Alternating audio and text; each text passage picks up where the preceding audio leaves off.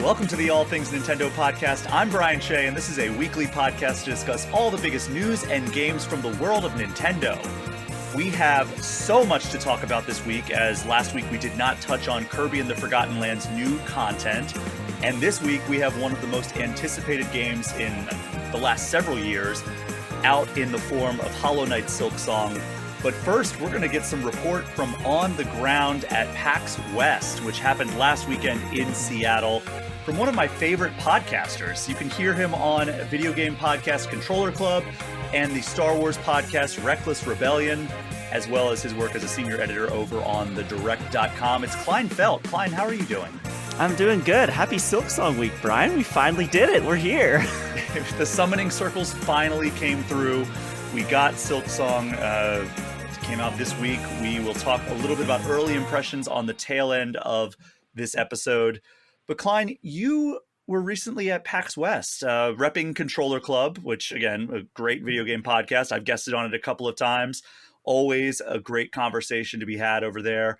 I was actually supposed to get out there, which would have been great because we could have finally met in person.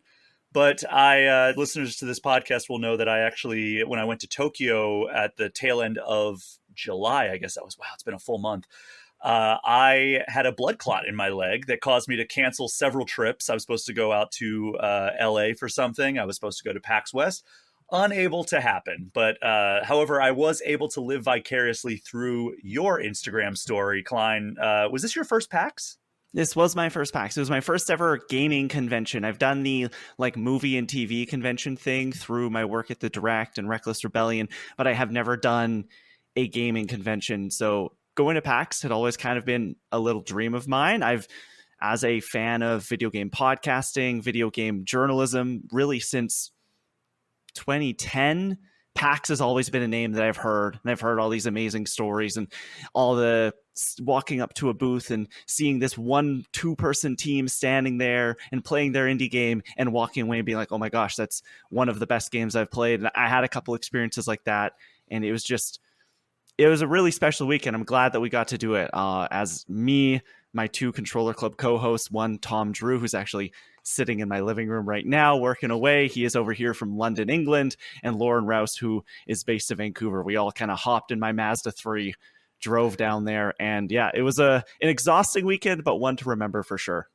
So that's one of the hooks of the Controller Club, is you're all 3 from different continents.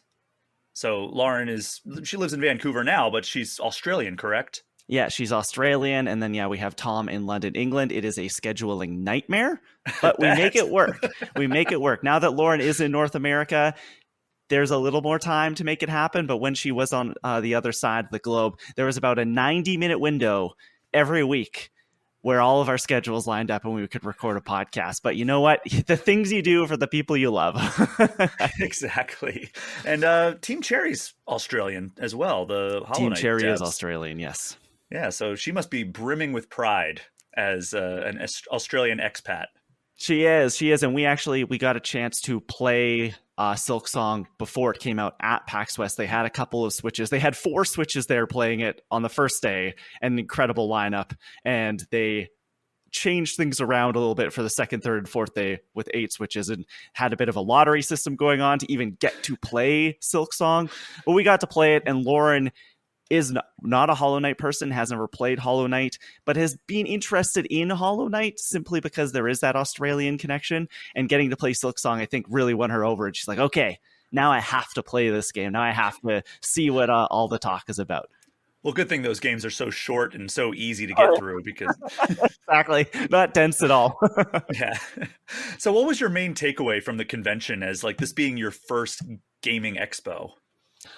Oh, man, I think my biggest takeaway from the whole weekend, and I'd heard this about PAX in passing over the years, mainly listening to various podcasts like IGN's Podcast Beyond and Giant Bomb and things like that, is PAX is so many different things to so many different people. And I did not really realize what that meant until I got there. There are people, obviously, if you've never been to PAX West, It takes place sort of in two convention centers now. They have kind of the main gaming floor over what they call their Arch building, which has these two big showcase floors, and that's where you're going to have your big Nintendo booths, and Capcom was there, and your Indie Mega booth, even though it's not called that anymore, but it still very much exists.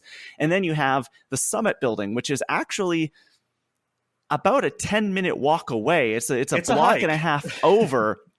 And that is where all of the panels happen, the autograph signings, and it has just floors and floors and floors. And I'm happy that we actually dipped into some of these floors, didn't do anything in them, just wanted to see what they were, of just tables where people could sit and play board games, sit and play Magic the Gathering, rent consoles and or controllers and or games to play games with their friends till the wee hours of the night.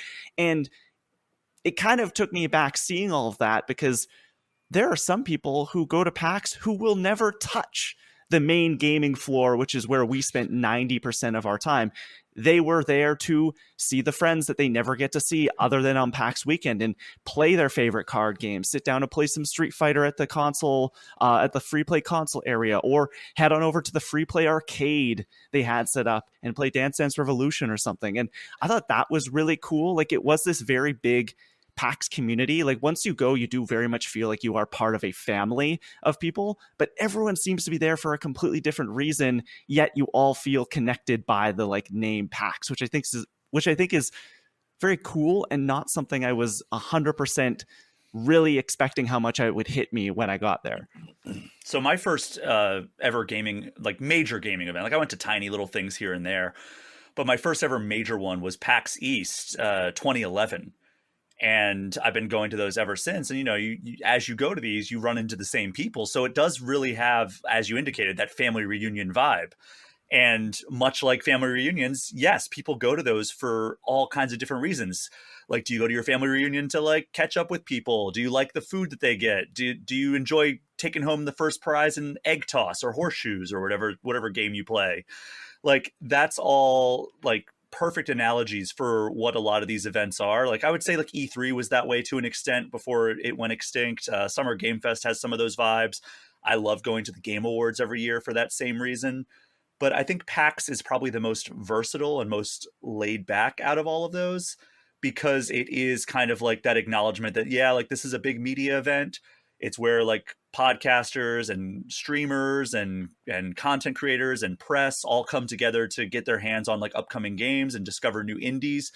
But it's also a fan first expo. And because of that, you're right, it does have those communal spaces where, oh yeah, we met like 4 years ago at PAX West and I haven't seen you since, but hey, have you gotten any new, like, have you got a new deck of Magic? Let's throw down. Let's like relive old memories and see how long or how your skills have come along or how your collection has come along. Like, that kind of stuff really is magical. And PAX is the perfect place, I think, for fans to really feel like they're part of the action. Like, I used to go to PAX East and back when it was called PAX Prime, and back when I was like, I had a full-time job before I was in like at Game Informer full-time.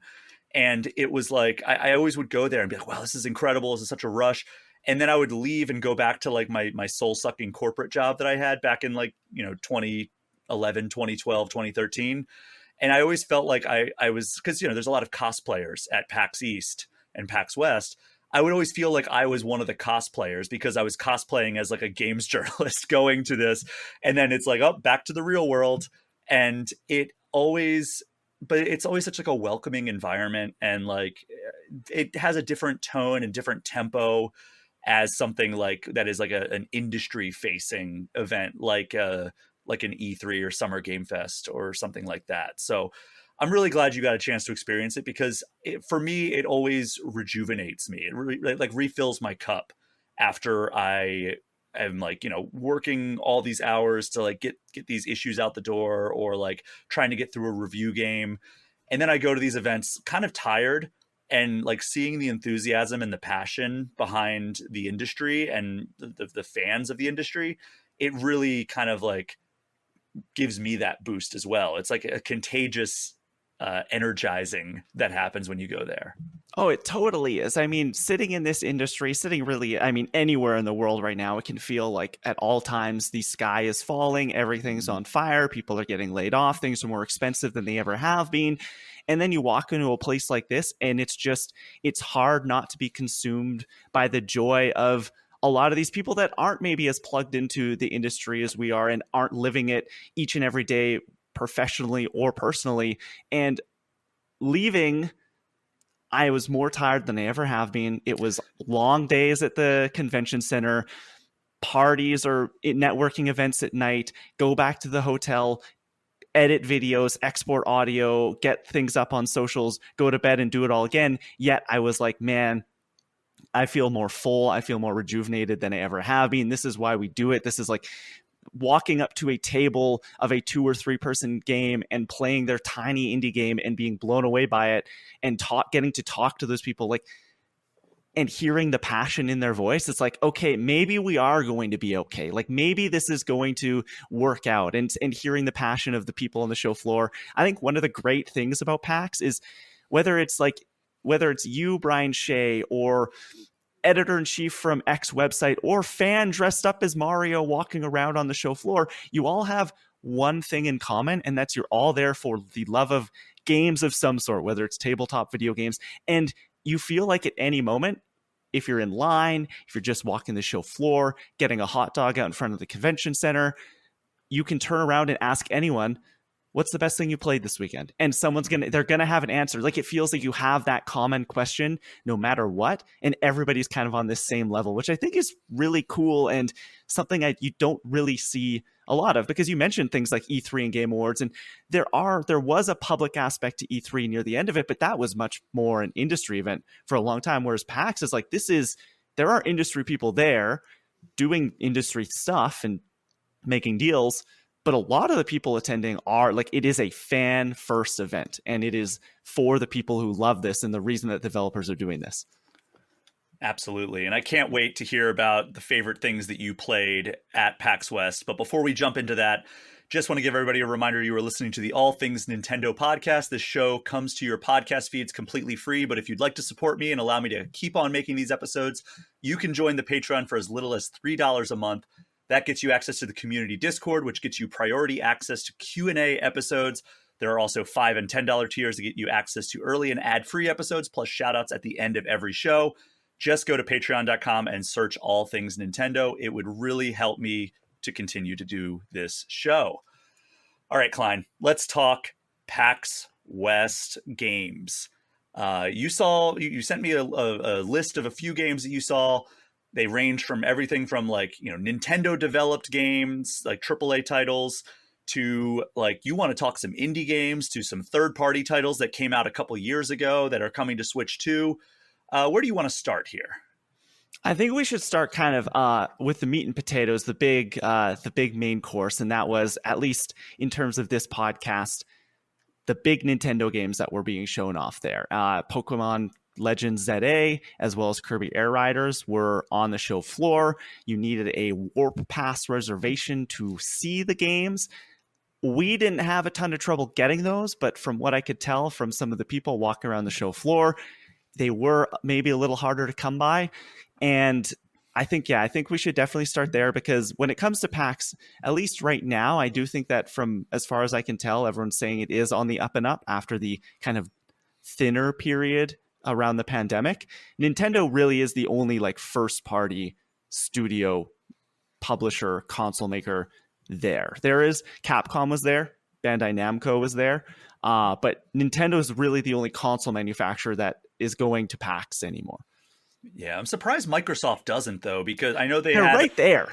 Yeah, they are literally, it's like a 45-minute drive from the convention center, and that's including traffic, because I've done that Uber ride a few times, and it's not far. And, that's why Nintendo is so involved with PAX West, because they're in Redmond, Washington. So, it would make sense for Microsoft to do something. I know they did a press event, out at their campus, but, to not have any presence on the show floor is kind of weird to me. Yeah, it was definitely when we were looking at the names, things at PAX, it seemed were rolling in very very soon before the convention actually started. Like announcements of who was actually going to be there. We didn't 100% know where to book appointments, who were like what we were going to prioritize until really like the Thursday or Wednesday before the show started on Friday. Mm-hmm. So we kept looking for that. Is PlayStation going to show up? Is Xbox going to show up? What's happening? Square Enix, they were kind of there, but like in a separate event that took place one night outside of PAX, a separate ticketed event. Like it was very bizarre, some of the choices, but the big names that were there was kind of Capcom, Bandai Namco, Nintendo, and that was kind of it. Of course, there were a few others. NIS was there doing Guilty Gear stuff, and Larian Studios was there, which like they're always there. They're always there, and they weren't showing anything new. It was like they had demo stations of Baldur's Gate 3 set up, and people were lining up for those. Like it's like a pep rally at that point. This is a game you could play for the last 2 years, yet people are still lining up. I love to see that. But yeah, I think Nintendo, I'm happy they were there because it really they dominate. They had 2 big booths, so they dominate a large portion of the show floor. Otherwise, it would kind of have felt maybe a little empty. So Nintendo, from what I understand, there are 2 big ones were Pokemon Legends ZA and Kirby Air Riders. Which one do you want to talk about first?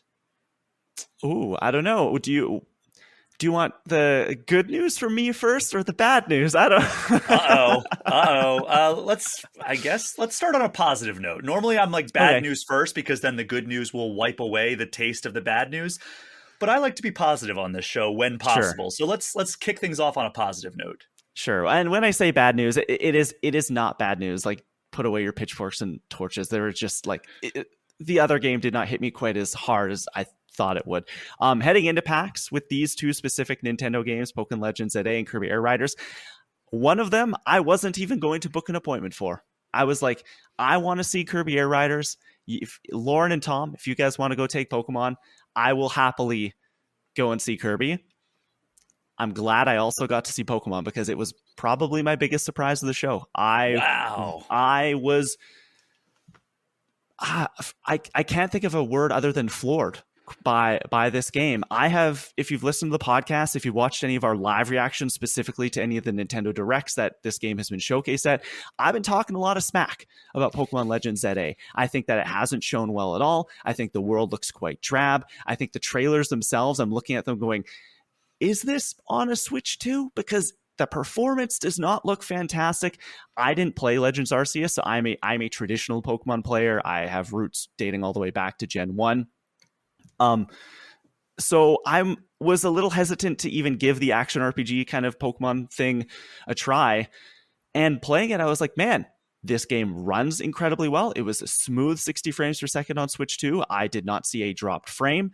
I think that the action RPG kind of implementation that they've put into the Legends franchise, specifically in Legends ZA, feels fantastic. It reminded me a lot of Xenoblade a little bit, and Final Fantasy VII Remake even a little bit in there. You're doing a lot of dodge rolling and actively kind of calling out attacks like you would be casting spells, which were all on a cooldown. They made me use Growl for the first time in my Pokemon life because everything's on cooldown, so you may as well, like, you have time. You can call I keep saying spell. You can call an attack whenever you want, as long as it is kind of ready to go.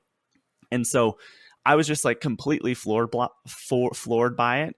The demo was broken up into 2 kind of sections: a sort of slower tutorial area as you're making your way through Lumio City. You have 2 or 3 battles, and then kind of a shorter, what I would call a boss battle, just a harder trainer. And then it did a hard cut and took us to another area that was just a boss battle with a rogue Mega Absol. And this boss battle was where it clicked for me. I was dodge rolling around attacks because you as a trainer now have health, and you have to you can't get hit as well as your Pokemon not getting hit.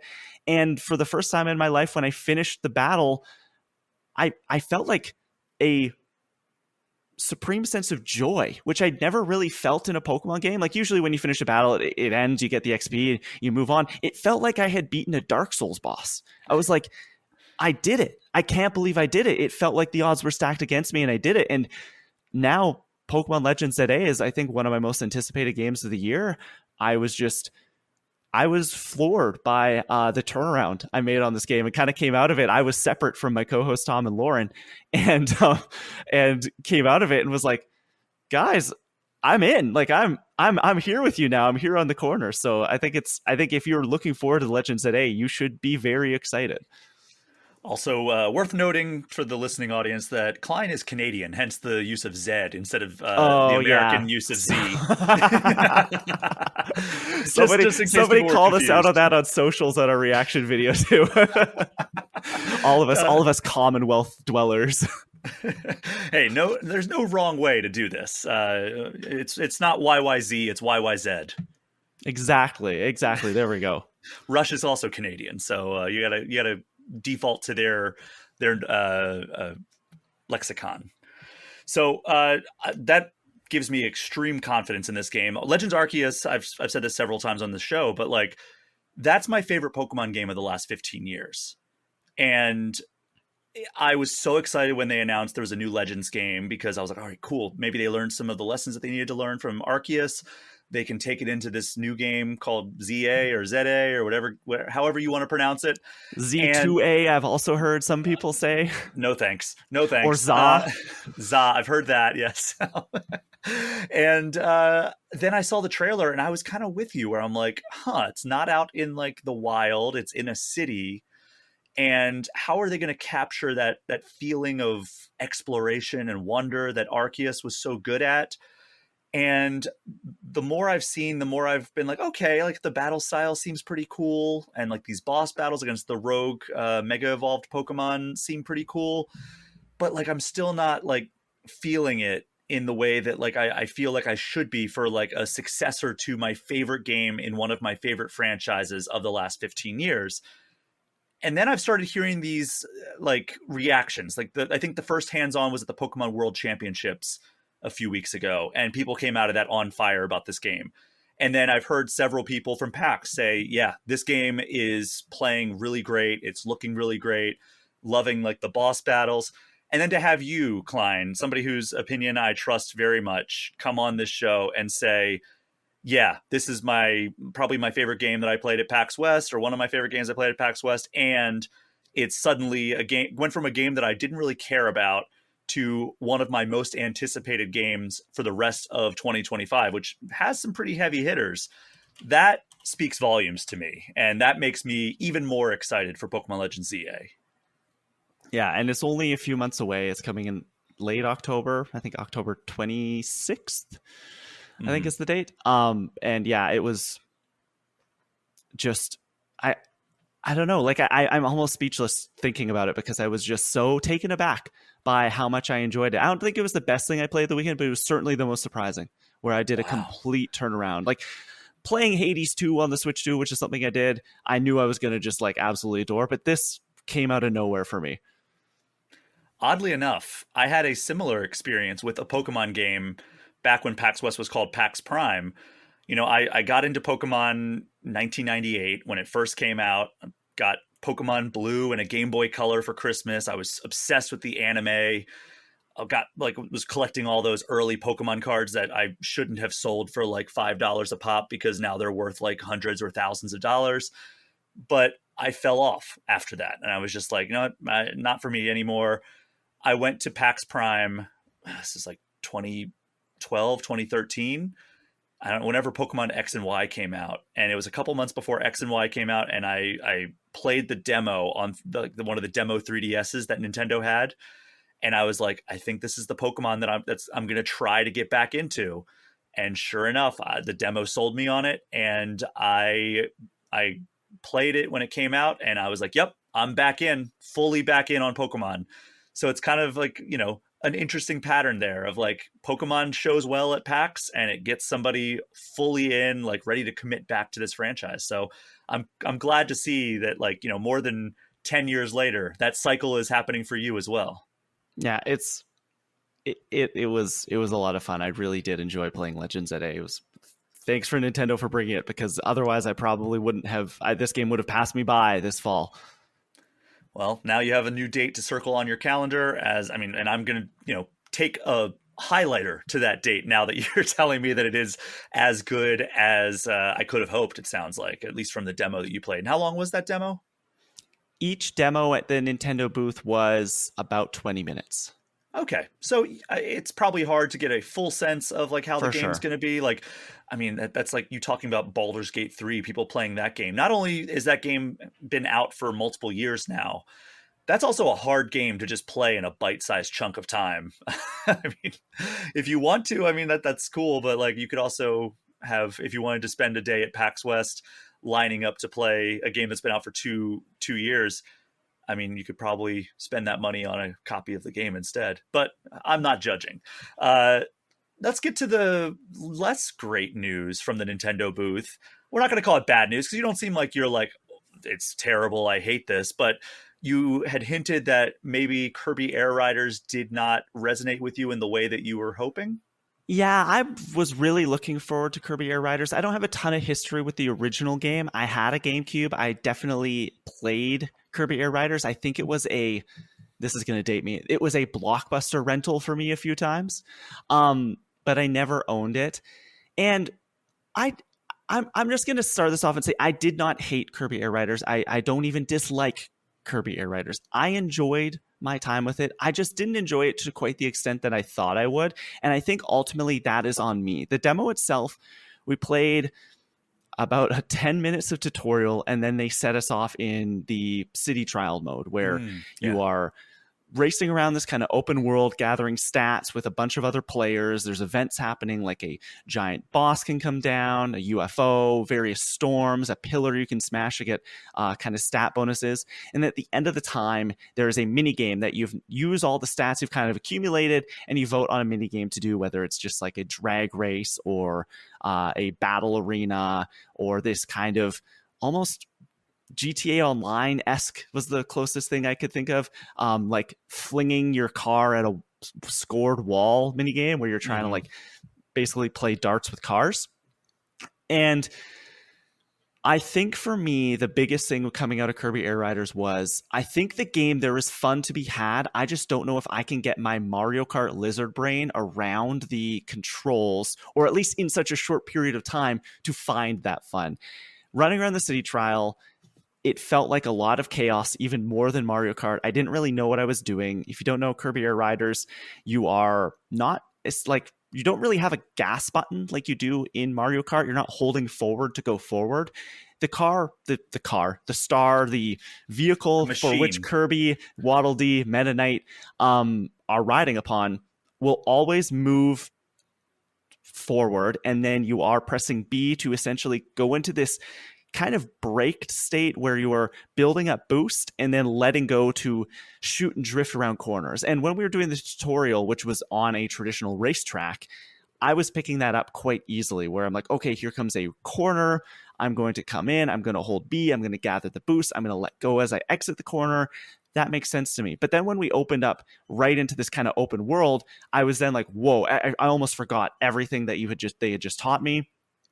And it wasn't satisfying for me to do this kind of city trial mode in a demo setting. I think I would have much preferred to have done a traditional race, to really maybe a race and then do one of these city trials instead of just doing two of the city trials. So I came out of it kind of like, man, I think the Kirby Air Ride franchise sickos that are out there, which I know they are there. We met a couple of them at PAX who had brought their GameCube and a portable monitor on the train with them all the way to PAX for like a 23-hour train ride. And we're sitting there in the bar car playing Kirby Air Ride all the way to Seattle. I think those people will really like this game because it is more Kirby Air Ride. It's just, as somebody who doesn't have much experience with the franchise and is a hardcore Mario Kart fan and a hardcore kart racer fan, the controls for me were like confusing enough where I am going to need some time to really nail down if I like this game or not. Yeah, that's the tricky thing, is like we have all been trained so much by Mario Kart, especially this year when there's the first new Mario Kart in over a decade, all new Mario Kart, I should designate there, that like racing in that kind of art style, racing in that kind of format, it's going to feel a certain way. And adjusting that in a short demo, and then also like in a moment where it's like an open world where you have a lot of distractions that like you have to start operating on instinct. And I think that's going to make it very tough for a lot of people who've been playing Mario Kart and they see Kirby Air Riders and they're like, oh, well, it's just Mario Kart, but Kirby stuff. And then they jump in. It's like, this is not Mario Kart with Kirby stuff. This is like the core tenets are there of a Mario Kart game, but the way it controls and like the mini games and everything are very different from what Mario Kart delivers. It's very strange to me that Nintendo is kind of two of their main games in the launch year of its big new console are racing games, and like mascot racing games at that. It's such a strange strategy. I feel like I feel like Kirby Air Riders would have been more at home in a 2026 then, but like maybe they just didn't have anything else to fill out November. Maybe Metroid Prime 4 is not going to be ready in time for November. But for me, like having this pushed into like March just to give it a little bit of distance from Mario Kart World, I feel like would do wonders for it. Maybe I'm wrong, but like that's kind of the read that I have from like watching that Masahiro Sakurai direct that we've covered on a previous episode and talking to you now. It kind of makes me feel like Nintendo could have used a little bit more space between these two similar but very different games. I totally agree with you. I think that it is a little confusing why they would choose, like, these are, for better or for worse, like Kirby Air Riders is a kart racer. Like it's not a sim racer. I wouldn't even call it an arcade racer. Like you are kart racing. It's just a different kind of kart racing than Mario Kart. And the fact that Nintendo has like two of these franchises, and one of which we haven't heard from in 20 years, and it is coming out after Mario Kart, I almost would have preferred if these two games had been switched around. Like if the Switch 2 had perhaps launched with Kirby Air Riders and then had a Mario Kart to look forward to in the fall, I think that Kirby and Mario Kart could succeed. But because Mario Kart is already out there, having Kirby coming now, months later, I think it's gonna get swallowed up, and that kind of bums me out, especially as somebody who is like, I'm a diehard Sakurai fan. I love the Smash Brothers games. I love his energy. They had in the lineup as we were waiting at the Nintendo demo, they had just the Sakurai Kirby Air Riders direct playing on a screen on loop, and I just couldn't help but stand and chuckle at like his weird little quirks and personality. And so I want to see his games succeed. There is a ton of Sakurai DNA in this game, just like even the menus and all the iconography. It's like, oh yeah, like this feels very Kirby Air Ride, which also like felt very kind of Super Smash Brothers Melee, and its kind of menu design and iconography and everything from there has like carried over into where you're looking at some of the menus of Kirby Air Riders, and it's like, this looks just like Super Smash Brothers Ultimate. Like there is some of the like stat boosts you get in the game and things like that look just like the stickers and things you would get in Super Smash Bros. Ultimate, and the menu looks just like it. So I like this guy. I like everything he stands for. I love that he's I don't know, he's just a fun guy making games for Nintendo, it seems. And I want to really like this game. I don't know if my brain's going to be able to get there for me. Yeah, I do like your idea of retroactively readjusting kind of the launch lineup, but I would make one slight modification there. I think the Switch 2, have it launch with Donkey Kong Bonanza. Sure. Then 1 month later, give us Kirby Air Riders, and then in November, give us Mario Kart. I think that would have... You just said Donkey Kong Bonanza. That feels like 3 years ago. It feels so long ago. Time has both sped by and crawled by. It's such a weird thing. Like ever since the pandemic, time has been like an anomaly, essentially. Like it is just like COVID feels like 20 years ago and also like last year. But okay, so Kirby Air Riders, maybe a little underwhelming based on what you were looking forward to. Pokemon Legends ZA, whatever. Exceeded your expectations, but seemingly by a lot. Then you had some third-party titles that you checked out that I think a lot of people are very excited that some of these older games that Switch owners missed out on because their console just wasn't powerful enough to handle them finally can handle them, and also one that is coming up on the horizon here. So let's start with, I think, what a lot of people have been super stoked on ever since it was announced as coming to the Switch 2, and that is Elden Ring Tarnished Edition.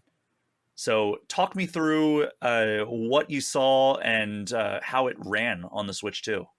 Yeah, so day one of PAX, one of the first things we did was we headed over to the second Nintendo booth. They had kind of this big just Pokemon Legends ZA and Kirby Air Riders activation, and then they had a smaller booth over in the corner that had a bunch of Switch 2s, which with all these third-party games, Silksong, and that was kind of you lined up and went into this area and you could just play as many as you wanted, and if you played a certain number, you got like a pencil case or whatever. But the first thing that I knew I wanted to play when we got in there was I wanted to play Elden Ring, specifically in handheld. So I've only played Tarnished Edition in handheld. I didn't get a chance to play it on the TV just because a couple of weeks ago at Gamescom, it was kind of the first time people got a chance to get hands-on with Tarnished Edition, and reports were awful.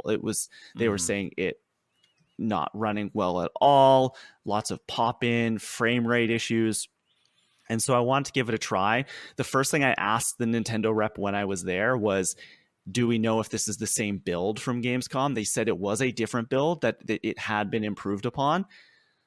If there were improvements made, I don't know where they were because it ran quite poorly.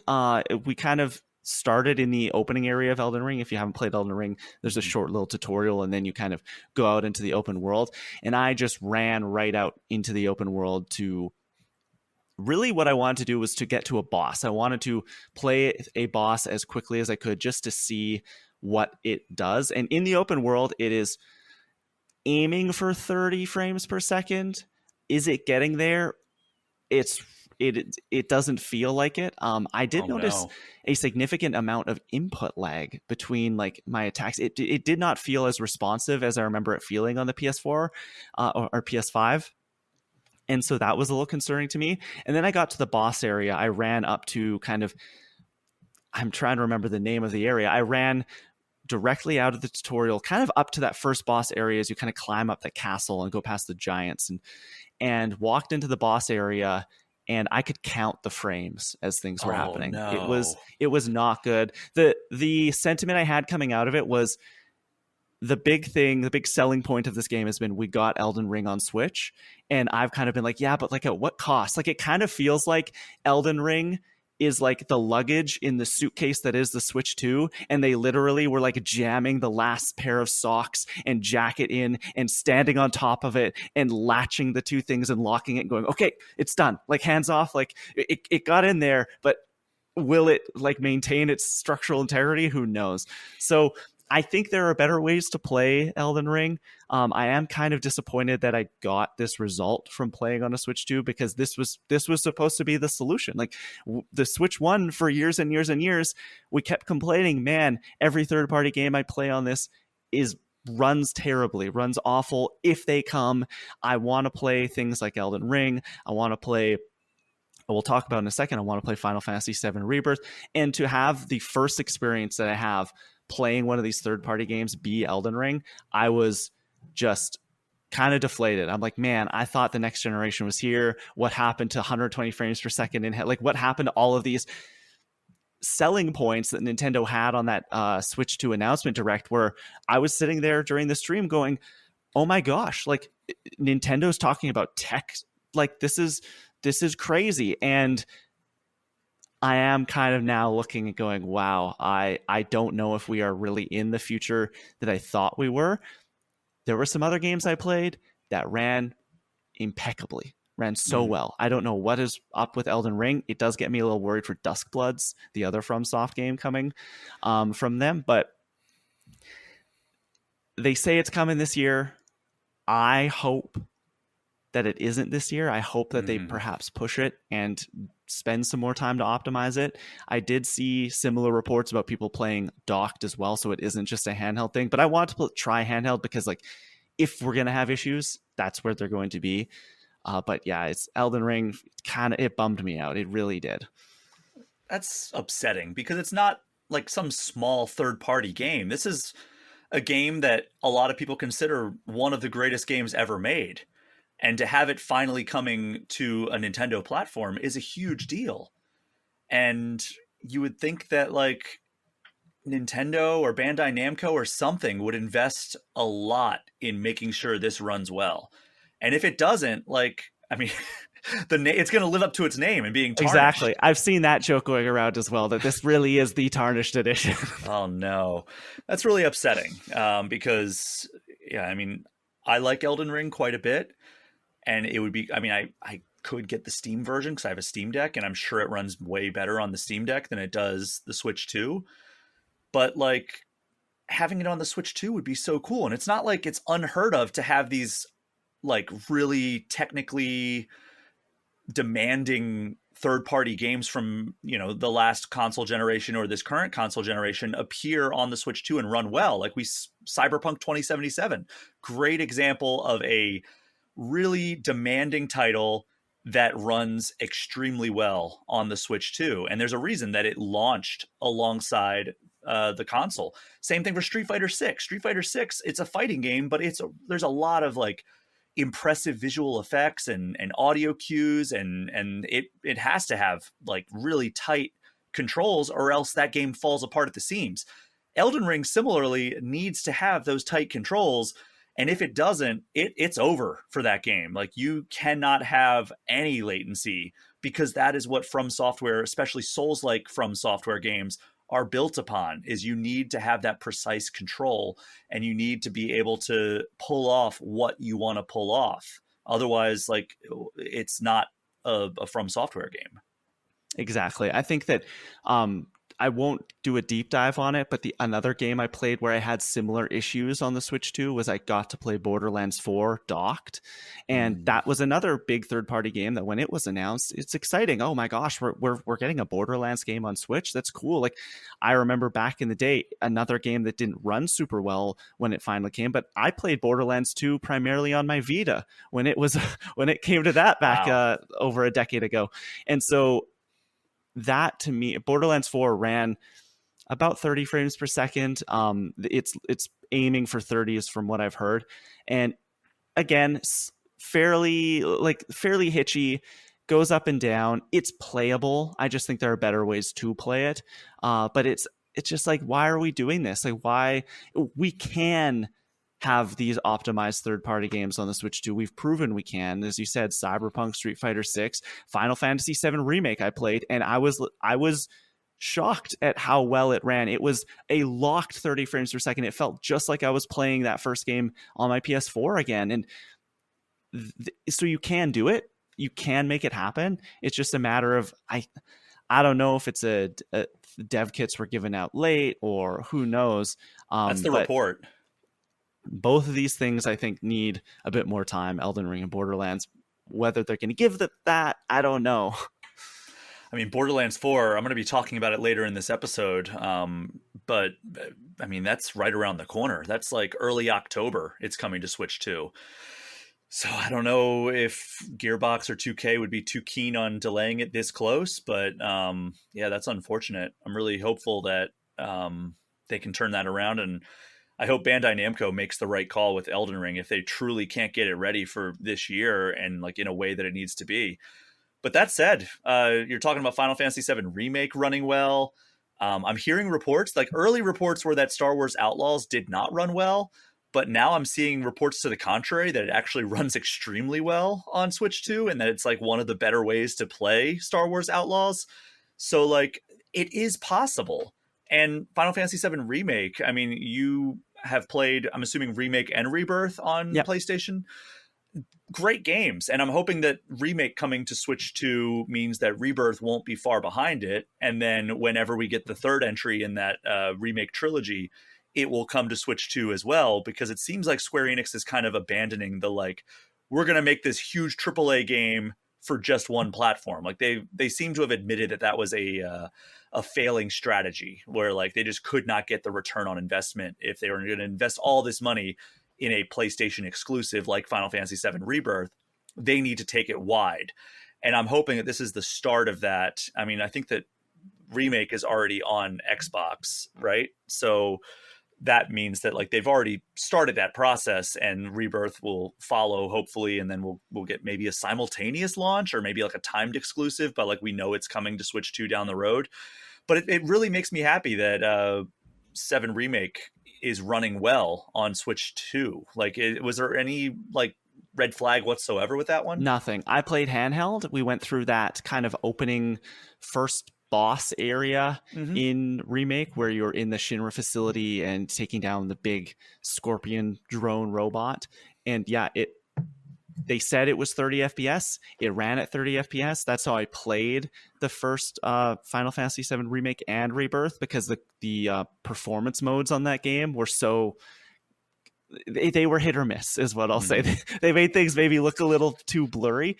And yeah, it felt just like playing on my PS4, except I was doing it in the palm of my hand. I played handheld for that demo, and it was shocking as well just to see. And the fidelity is still there too.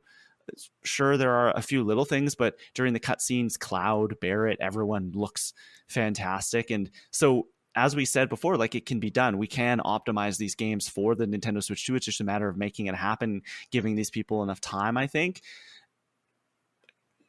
I don't know if that's like too much to ask. For audio listeners, I'm just like shrugging a lot. Like, I don't know if that is too big of an ask from these publishers, but Final Fantasy VII, if you haven't played it, if you have and want to go back, I've actually been itching to play that first game again, because I haven't since I beat Rebirth. And to be able to do it sitting on the couch with something else on is just, that's the dream. Like that's what I want. That's what I've been wanting with Elden Ring. I've been wanting that portable experience, and I don't have a Steam Deck, but I don't think I'm going to get it there. So I think Final Fantasy VII will have to do. Yeah, and I mean that's probably an adventure I will go on in the lead up to the third trilogy entry. Is I'll replay Remake, replay Rebirth, and then lead that directly into whatever reword they use for the third entry. Because I mean, it would be great to have like a refresh on that. I also did that for when Spider-Man 2 came out. I replayed Spider-Man 1, Miles Morales into Spider-Man 2. There's a lot of game content in there though, so I may have to rethink that. I told myself that this was going to be the year I replayed Breath of the Wild and Tears of the Kingdom. I made it halfway through Breath of the Wild before I got sucked into all of the review season for games media, and I have not had a free moment of like personal gaming time in weeks now. So hopefully I will be able to resume that journey at some point, but those games are also time sinks. I did want to shout out before we move on to kind of your favorite indie titles out of PAX West. Star Wars Outlaws. If you have not checked that out and you are a Star Wars fan, Klein, I know you are a big Star Wars fan. You're a host of a Star Wars podcast. That is a game that did not get enough attention, I think. I did write the Game Informer cover story for that back when we had that. I think it was February or March of 2024. I traveled to Malmo, Sweden, and visited the studio out there and learned all about like the collaboration that they were doing with LucasArts and Lucasfilm Games and all that. And I played it when it came out, and I have to say that there are problems with it, or there were at launch. I know they've also addressed a lot of the problems that I had with it. The stealth, namely, is something that they've addressed quite directly. But overall, I think it's one of the better Star Wars video games. And I think that if the Switch 2 version runs as well as I'm seeing some people say it does on social media, I think that this is a great opportunity for this game to have a second life. Because even in like, it was funny, I ran into the director, because he's one of the guys that I spent a lot of time with when I was out in Sweden. Julian is his name. And I ran into him at the Game Awards 2024. And I was just like chatting outside of the Game Awards venue, and he walks past, and we exchange pleasantries, catch up for a second. And I was like, "Oh yeah, by the way, I loved Outlaws. Like it was a lot of fun." And he was just like, "Tell more people, because we need more people to play it. We need more people to buy this game, because I think that it fell well short of expectations." And I mean, if I didn't believe that it deserved more attention, I wouldn't tell you to. So like, I would agree with him. It deserves more attention than it got. And if you haven't played it and you're looking for a Switch 2 game, that might be a place to look. Yeah, we didn't get a chance to play it because it was behind closed doors for press. Controller Club not quite there yet, but who knows? Maybe one day.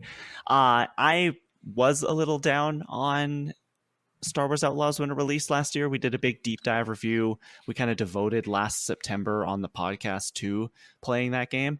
And I was one of the people who I'm like, the stealth isn't quite jiving with me. I ran into some technical hiccups, but it is a game I would like to go back to and maybe see on Switch 2 with the changes that they've made, just because they have addressed some of those stealth issues, and they have the game is running a lot better than it was when I played it right at release. So they've done a lot to address it. It may be too late though, because these days you're only as good as your first impression, it really seems.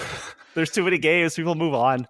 It's almost like the opening weekend at a box office, right? Exactly. Like when a movie comes out, it's great if like it has a crappy opening weekend, and then like, word of mouth gets around and it ramps up, and that's kind of like not the way it typically goes. Normally, No.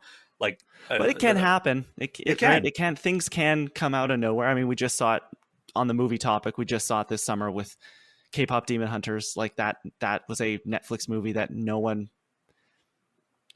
I'll say, cared about, and then 6 weeks later it's the biggest movie in the history of Netflix, and they're doing perhaps a live action adaptation and a Broadway musical, and the stars are at the Toronto Film Festival singing karaoke with fans. Like it is now the biggest thing on earth. So it can happen. Things can get a second life. You look at No Man's Sky, look at Final Fantasy 14, but it is such a few and far between scenario. Yeah, unfortunately, the scenarios of like something like Fantastic Four, where it has a really solid opening weekend and then falls off a cliff, that's a lot more common than the inverse. But let's talk about some of the indie games that you saw, because I know there were a couple that you were quite enthusiastic about, and I'm excited to hear about them. Yeah, so we played a lot of indies on the show floor. There was a lot of great stuff to play. A couple of highlights from the show itself. Arcane Eats, which is a PC game coming from the team behind Round Guard, which was a like action dungeon crawler Peggle game from a couple years ago. That when the developer we were talking to said that name, I was like, oh my God, like I have like 150 hours in this. Like I know exactly who you people are. Arcane Eats is a deck building roguelike where you are running a restaurant in a fantasy world, and you're not killing monsters, you are feeding them. And so your health is like or your hit points is your mental stability. And so basically people are showing up to your restaurant asking for food. You are then playing cards to make meals and feeding them, filling up their like satiation gauge, I guess. If you leave them too long, they complain. Those complaints hit you for your mental stability or health points. And if you die, you start again. If you finish, you kind of are going day by day. So if you finish a dinner service, then you can go and upgrade your deck, hire in people to help you in the kitchen. Oh. It has so much charm. It's got this beautiful fantasy art style with some of the art does feel quite like Hearthstone, but it's all original art from this team. It's a 2-person team in Seattle. I was really impressed by this game. I didn't get a chance to play it, but my co-host Lauren Rouse all weekend was like, I need to play Arcane Eats. I need to play Arcane Eats. And she's a big cozy gamer. And so I was like, oh, what is this? I hadn't even really thought anything of it. And we walked up to the demo booth and I saw that it was a deck building roguelike. I was like, wait a second. Like, you didn't tell me it was one of these. It looks like a whole lot of fun. They're aiming for summer next year release. One of the highlights of the entire demo was it ends and a fairy walks into the restaurant and he introduces himself and his name is Guy Fairy. And I turned to the developer and asked, wait, is there an entire list, an entire like cast of fictional punny professional chefs and cooking stars in this fantasy game? And she said yes. And she said she's like they have like lists of like I think a couple hundred names of people. And she's like, are there any people that you would like to see in the game? And we suggested a couple names. So like, I think another one that she said is in the game is Gorgon Ramsay. And that to me, like, it's just 10 out of 10, just so good. But yeah, Arcane Eats. I told her and she agreed with me. She said right now they are working on PC, but it would be a perfect Switch game. I played Slay the Spire on Switch. I played Monster Train on Switch. I would love to play Arcane Eats on Switch. So I'll shout that one out. That was a really, really fun game to play. I'm adding that to my wish list now. Yeah. That sounds really cool. A couple other fun indies we got to play on the show floor. One you can actually play right now called Fresh Tracks. It is another roguelike. Lots of roguelikes out on the show floor this year. A roguelike skiing rhythm game with original music from this Vancouver team called Buffalo Buffalo. And when I heard original music, I was kind of thinking like, okay, is this music good? Ultimately, a rhythm game is as good as the music is. The first track started, we're in this kind of tutorial area. You're going down a track similar to Guitar Hero, but you are actually going down the tracks. You are on skis. You are using swords to slice at trees to the rhythm. You're leaning, you're jumping, you're going between tracks. And the music starts and the drop hits. And I get goosebumps. Everyone standing around me gets goosebumps. And the developer says, yeah, our biggest inspiration musically was Tetris Effect. And that is the first thing I thought of. I was like, yes, I can see myself completely just like getting into this meditative Tetris Effect state. I love Tetris Effect. It's one of my favorite games ever. I am so excited for Luminous Arise from that team coming later this year. But yeah, Fresh Tracks, it is playable right now. I think PC and PlayStation are the two platforms they have, not Xbox quite yet, but they said a few different genres. How the roguelike element works is instead of it being like a jukebox, let's say like Rock Band or Guitar Hero, where you're going in and selecting a song and playing the song and ending, it's more like a DJ set. So you're going from song to song seamlessly. And so by the time you, and upgrading along the way and kind of learning the music as it gets harder along your run. And so when you do a full end, like beginning to end run, you will have created kind of like your own album or your own DJ set that is your winning Fresh Tracks run. It's so cool. They gave us a vinyl like of the soundtrack, so I'm looking forward to listening to it. It was a whole lot of fun. We interviewed that dev team, so you can go over to the Controller Club YouTube page and hear our chat with them, but they were just absolutely delightful, and the game is amazing. Yeah, I had PR hitting me up with like, hey, do you want to like check this game out? And unfortunately, I just have not had the time. But like it definitely caught my eye. My coworker Wesley LeBlanc over at Game Informer also had checked it out, I think at Gamescom, and he came away equally as impressed as you are. So that might be one to watch. I think it's only on PlayStation, Xbox, and Steam for now, but it does look like a game that would fit really well on like a Switch 2. Yeah, speaking of games that would fit really well on a Switch 2, my game of the show wasn't actually playable on the show floor at PAX, so I know it's kind of cheating, but hey, it counts. C'est la vie. We got the chance to go to the Indie Mix Fall Showcase, kind of mingle, meet or greet, dinner, drinks night on Friday night at PAX, which is this fantastic kind of industry event. I think the public can get tickets as well, but it's mainly press and industry, where they rent out a bar. They do it a couple times a year. I know they have one at GDC in San Francisco, and then they have one at PAX. And it's put on by the Indie Mix, which is this fantastic kind of label that showcases great indie games. They do E3 style press conferences twice, 3 times a year, showing off the latest and greatest from indie teams. And so they had a showcase on the Friday morning of PAX. We were sitting there in our hotel room. I am watching it, and I see this game called Rebounder. I've never heard of this game before. I had never seen it, but immediately from the beginning of this trailer, I looked and went, what is this? I need this right now. It is a precision hardcore platformer similar to Celeste, similar to Super Meat Boy, but its main mechanic is, Brian, are you familiar with like Kaizo Mario? Like yes. Hardcore hard Mario. In Kaizo Mario, which Kaizo Mario is like custom fan-made Mario levels that are usually incredibly hard and incredibly grueling, there is this mechanic called shell jumping, where you jump onto a Koopa, you grab its shell, and then you can throw it up and jump off of it in the air. This team from Edmonton, Alberta, Canada, shout out Canadian Games, has made a game. They are all diehard Kaizo players. They've built a game 100% around this idea of shell jumping, where there are bombs throughout the world on these little flowers, and the only controls in the game are moving, jumping, grabbing, and then a detonate button. And the detonate button, when you get close enough to one of these bombs, will blow that bomb up and send you flying.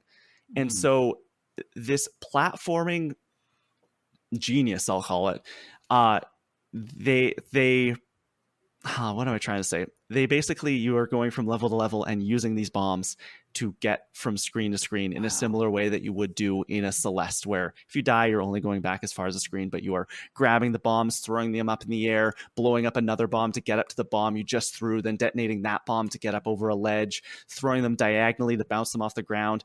And so they showed off this trailer during the Indie Mix showcase and then had it playable at the Mixer Mingler meet and greet. And I stood at that demo kiosk for about 45 minutes until I had to like stop because I got to a point where it was too hard and I was just getting frustrated. And I'm like, I have to put this game down. It's my game of the show. The Rebounder demo might be my game of the year of 2025. It is. Wow. This is my Silksong now. Like, we talked to them and I'm like, I need this game now. I need more. Can you give me more? And they were like, it's coming in January. And I was like, okay, thank God. And then they said 2027. And I'm like, no, don't say that. That's so far away. Which means that it's probably coming later 2027, if not 2028. Exactly. It's a very, very small team. They don't have a publisher yet, but they will have a publisher. It has this incredible, like, kind of pop art style that looks like it. I have been describing it as like, it looks like a magazine collage that you would make as like a kid. It's your little astronaut and all the environments look they've been kind of cut out and papercraft around you.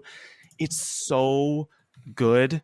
It feels so incredibly polished. One of the hardest things with platformers and precision platformers specifically, because if you don't get the physics right in the precision platformer, everything's going to fall apart. They've nailed it. They nailed it. I haven't felt this good playing a platformer since Celeste. It feels so Mario. The way that you land and just have like this little slide, you don't land like and just stop. They said that what they have in the demo right now is like basically all they have, but it feels so polished. I tweeted about it and they sent me a shareware version of the demo. You can, I think, download a shareware version of the demo on Steam as well if you want to give it a try. It's called Rebounder. It is just, I'm never going to stop thinking, like, until I have this full game in my hand, I will not stop thinking about it. It is incredible. Yeah, it looks fantastic. I've been watching the trailer on loop the entire time you've been talking, and yeah, it looks unbelievable. And if they pull it off as well as you are indicating, I could see it becoming one of my favorite. You'll love it, Brian. Like, you I know you love your 2D platformers. I know you love your Mario. Like, it got me to the level of frustration. Like, it is hard, it is difficult, but I was never like, oh my gosh, this is impossible.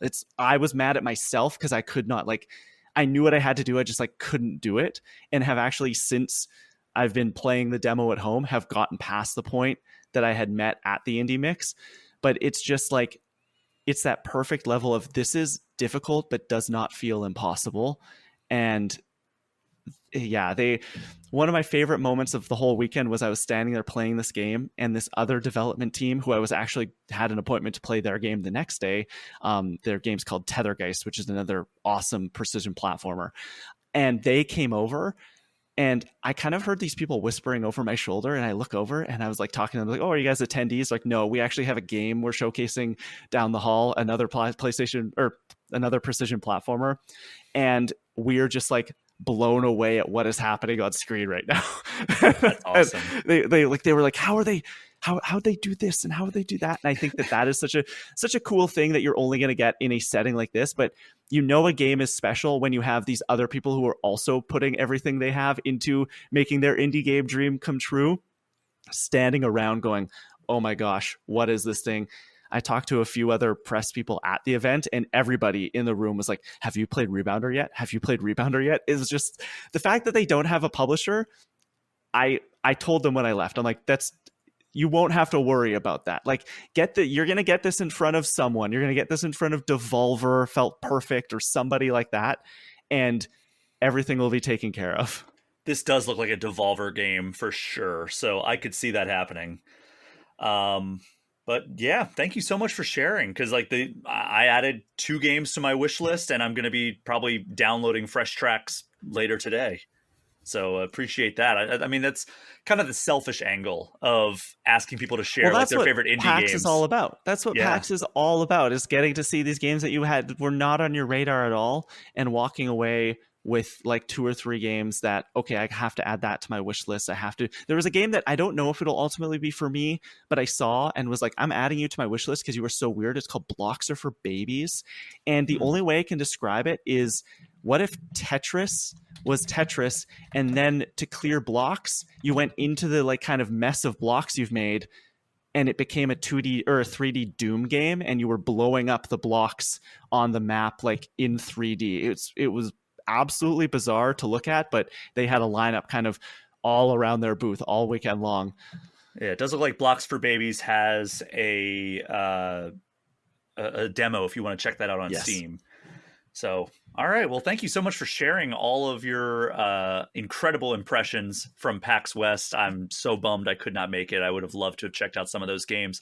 In particular, things like Pokemon Legends and sounds like Final Fantasy VII Remake runs incredible on Switch 2, and all those indie games, man. You sold me on a lot of those. So thank you so much for sharing that. Just 2 quick news stories I want to touch on before we say goodbye to you, Klein, and then go to our second segment. 007 First Light. We got our big reveal of the gameplay, which we learned is coming to Switch 2 back during the April Nintendo Direct. And this week we got a state of play all about the game. And the stream showed off the first glimpse of gameplay. The game will feature like melee and gun combat, driving, spy stuff, and a gameplay feature called Instinct, where Bond can lure enemies his way. If like people get suspicious of him, he can use his charm to get out of suspicion, or he can even like use it to focus to be more precise and more like powerful in combat. And of course, there's going to be a ton of gadgets that he can use as well. And we learned a couple of things here. If you watch Dexter Original Sin, IO Interactive actually revealed that the star of that show, the guy who plays young Dexter, Patrick Gibson, is playing Bond in this game. And we also learned that the Switch 2 version comes out the same day as all other platforms, March 27th. Klein, what is your history like with James Bond? Oh man, for me it's the like Craig movies. I was a huge fan of things like Skyfall. I think Casino Royale is a lot of fun. It's a franchise that in gaming has always kind of been around for me, but I never was like, I wasn't the GoldenEye guy. I had a Genesis when my friends had 64, so I didn't have GoldenEye, but I've definitely played it. And so I am looking forward to this game, mainly because I love what IO does. I think the Hitman games are a lot of fun, and it just feels like in the same way that Machine Games getting Indiana Jones and Insomniac getting Spider-Man, like IO getting a James Bond license it sounds too good to be true. It sounds perfect. So that's kind of my history with it. The demo itself, I don't know. I was a little mixed on. I don't know about you. Yeah, I mean, it looks fine, right? Like, I am always going to check out a James Bond game just because GoldenEye was such a formative experience for me. Like, that was the first, like I played first-person shooters before that. Like, I had played, like, Wolfenstein 3D on, like, a friend's PC, and I had played Duke Nukem 3D. But, like, GoldenEye was the first one that I was obsessed with. And I played multiplayer, like, nonstop with friends. And because of that, I will always at least check out other James Bond games. And like, I've been disappointed more times than I've been pleased. But like, this one looks like it could be good. And like, IO Interactive makes really cool, like, I don't want to say spy stuff, because Hitman or Agent 47 is not a spy, but he has to do clandestine stuff, and he has to use a bunch of gadgets, and he has to be secretive and not be like caught. So there's kind of a fine line between what a hitman and what a Her Majesty's Secret Service super spy with a license to kill. There's a fine line between like what those things are. And I think a lot of those skills that IO has developed making the Hitman trilogy over the last several years are transferable to a James Bond game. And we do have a preview, a hands-on preview, which is like covering a lot of the content that was shown over on GameInformer.com. So you can go check that out if you would like. But I've not gotten my hands on it, and I think that's where the proof is going to be, is like, how does this play? Because some of those things look like they might be a little bit janky, and I'm as good as Hitman is, some of the controls in Hitman are also a little bit janky at times. So I think that the proof is going to be when I finally get my hands on a controller. Yeah, I agree with you. The demo itself, or the mission they showed, I think the first half was kind of lulled me to sleep a little bit. You were driving a lot. It wasn't super exciting. And then we get kind of into that air-based sequence where there's a ton of destructibility, and it feels like a lot of Hitman DNA of being able to make your James Bond experience your own. Like, I think that's the beauty of Hitman, is how open those games feel. And when you finally got into combat in this mission, you could totally see that on display. And I've been itching, like, really since, I guess, Uncharted: The Lost Legacy. Like, I've been itching for one of these, a third-person action narrative adventure. And so it looks like that's what they're going to give me. The way they showcased it, I maybe would have had some notes. Yeah, and I did look, and it's actually not a hands-on preview. It was a guided tour through a lot of the same stuff, but like a live demo, it looks like, that Wesley LeBlanc sat in on at Gamescom. So you can go to GameInformer.com and read more about his thoughts. And like his headline is, "Watching a behind closed doors demo of 007 First Light quelled my biggest worry." So there's a little tease for you if you want to go check that out on GameInformer.com. But Klein, we have one more thing here, and there's not much meat on the bone, but we're going to wrap up this PAX West / news segment with this. Concerned Ape, Eric Barone, has announced that he is working on a 1.7 update for Stardew Valley. A lot of folks, including myself, thought 1.6, which came out last year, would be the final update for Stardew Valley. So Eric Barone could finally move on to Haunted Chocolatier, which is something that we've been waiting on for years now. But it seems like he is once again not done with Stardew Valley. He says no release date, no estimate, so it could be a ways off. But he announced it during a Stardew Valley concert and then confirmed it on social media the next day.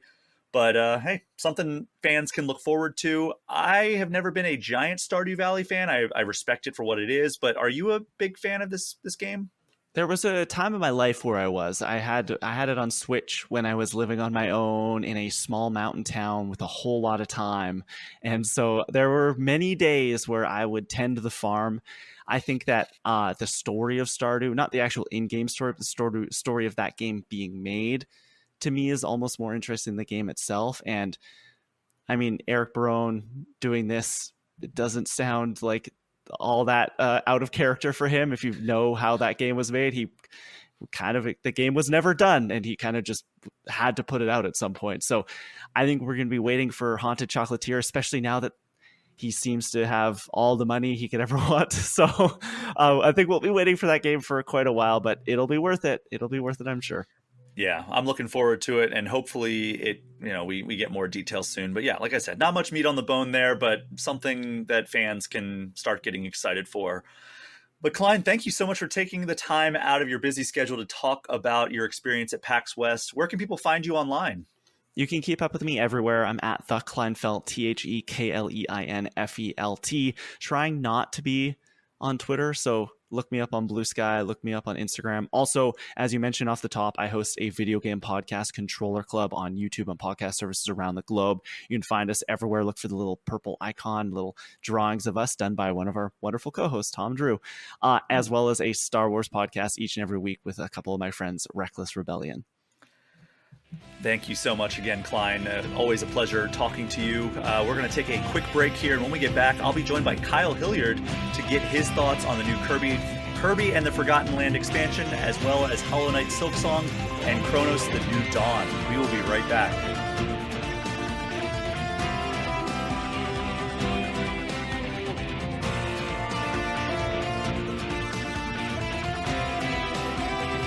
We are back, and last week Nintendo gave us some new Nintendo-developed Switch 2 content in the form of a brand new campaign for Kirby and the Forgotten Land. Kirby and the Forgotten Land plus Star-Crossed World is the Nintendo Switch 2 version of the game, and it is out now. My guest has been spending a little bit of time in the Star-Crossed World. It is Game Informer's Kyle Hilliard. Kyle, how are you doing? Good. I mean, I spent all the time. I beat it. I finished it. Kyle, before we get into that, you and I, true or false, you and I dined together last night. True. Can confirm. Ate ramen. You had ramen. I had a burger. Laughs, tears, all of the above. All were had. Tears? I'm sorry. I mean, afterwards, because you were very mean to me, but you know, that's how it goes. I thought sometimes. you weren't going to bring that up here in a public setting. But no, it was a very, very good time. Yeah, it was great. We'll do it again soon. Yeah, absolutely. But I'm glad that you were able to join us for this episode. My guest in the first segment, Klein, was at PAX West, so we were talking a lot about games that are coming up. But you have been playing some games that are out now, and the first of those is Kirby and the Forgotten Land plus Star-Crossed World. And this is kind of like the Nintendo Switch 2 version of Kirby and the Forgotten Land, but like, you know, you could pay $10. It is. Yeah. But like, you know, it's not just like the resolution upgrade and the frame rate increase. They actually added like this entire new campaign. First of all, for people who are not familiar with your admiration of this game, like, can you talk a little bit about your thoughts on the base game of Kirby and the Forgotten Land? Yeah, I think it's the best Kirby game. It is certainly my favorite Kirby game, like by a pretty wide margin. You know, like it's kind of, I like Kirby. I reviewed a couple for Game Informer over the years, and I've always had a good time with Kirby, but this one is like, this is my favorite one. The Forgotten Land is easily my favorite Kirby game for sure. Yeah. Yeah, it's very, very good. It's funny because when it was first announced, I was like, oh, well, this is just Mario Odyssey for Kirby. But it ended up, I think, being more like Mario 3D World, where it's like linear with a little bit of exploration, a lot of like, you know, poking around in the corners to find stuff. But like there's a defined point A and a defined point B in every level. It's not just like a big sandbox the way Odyssey is. It is, it's linear, but it's just like really well designed, intriguing levels, and it just plays really well. It just like, it feels really good to control Kirby. It's like the best, because sometimes I find Kirby kind of sluggish, like he just kind of moves slowly, and then the way you can float just kind of feels like, I don't know, languid, I guess might be the right word, or it's just kind of slow. By design, like Kirby is meant to be a lot of people's first game. Like that's sort of how I think they go into this, designing Kirby games. But this one, he just moves much more briskly, and like he's like, it's more fun to control him and like move around the world, and like you don't control the camera, so it's just, you're very focused on like getting Kirby to be where he needs to be, you know, and deciding which powers you want to use. Awesome. Well, I first wanted to get your opinion on the upgrades that the Switch 2 version brings, because we've talked about it at length with Pokemon Scarlet and Violet being like basically a brand new game. Yeah. Mario Odyssey is a better looking game. Breath of the Wild and Tears of the Kingdom look fantastic and feel fantastic going at 60 FPS. How is Kirby and the Forgotten Land playing now that it's gotten like its official Switch 2 upgrade? I mean, it's good, but it's not, the upgrade is not nearly as noticeable as your other examples, because Forgotten Land already was great on Switch 1, right? It's not like a really intense game that requires a lot of computing power. I don't know that I could tell you the major differences. Like it doesn't, like playing this Switch 2 version didn't feel like a big upgrade, which is a compliment to the original version, really, more than anything. So yeah, I mean, it's not like Breath of the Wild and Tears of the Kingdom where when you start playing that at 60, you're like, oh my God, I wish I could have played the games like this. I mean, if I'm not mistaken, I mean, maybe my memory is wrong, I'm pretty sure Kirby was running at 60 on the Switch 1. I could be wrong about that, but like it really did not look or feel different to me in a significant way. Yeah, I'm not sure what the frame rate was. I mean, from what I played, I didn't finish Kirby and the Forgotten Land back when it came out, which I need to. But I did put a significant amount of time into it. Yeah.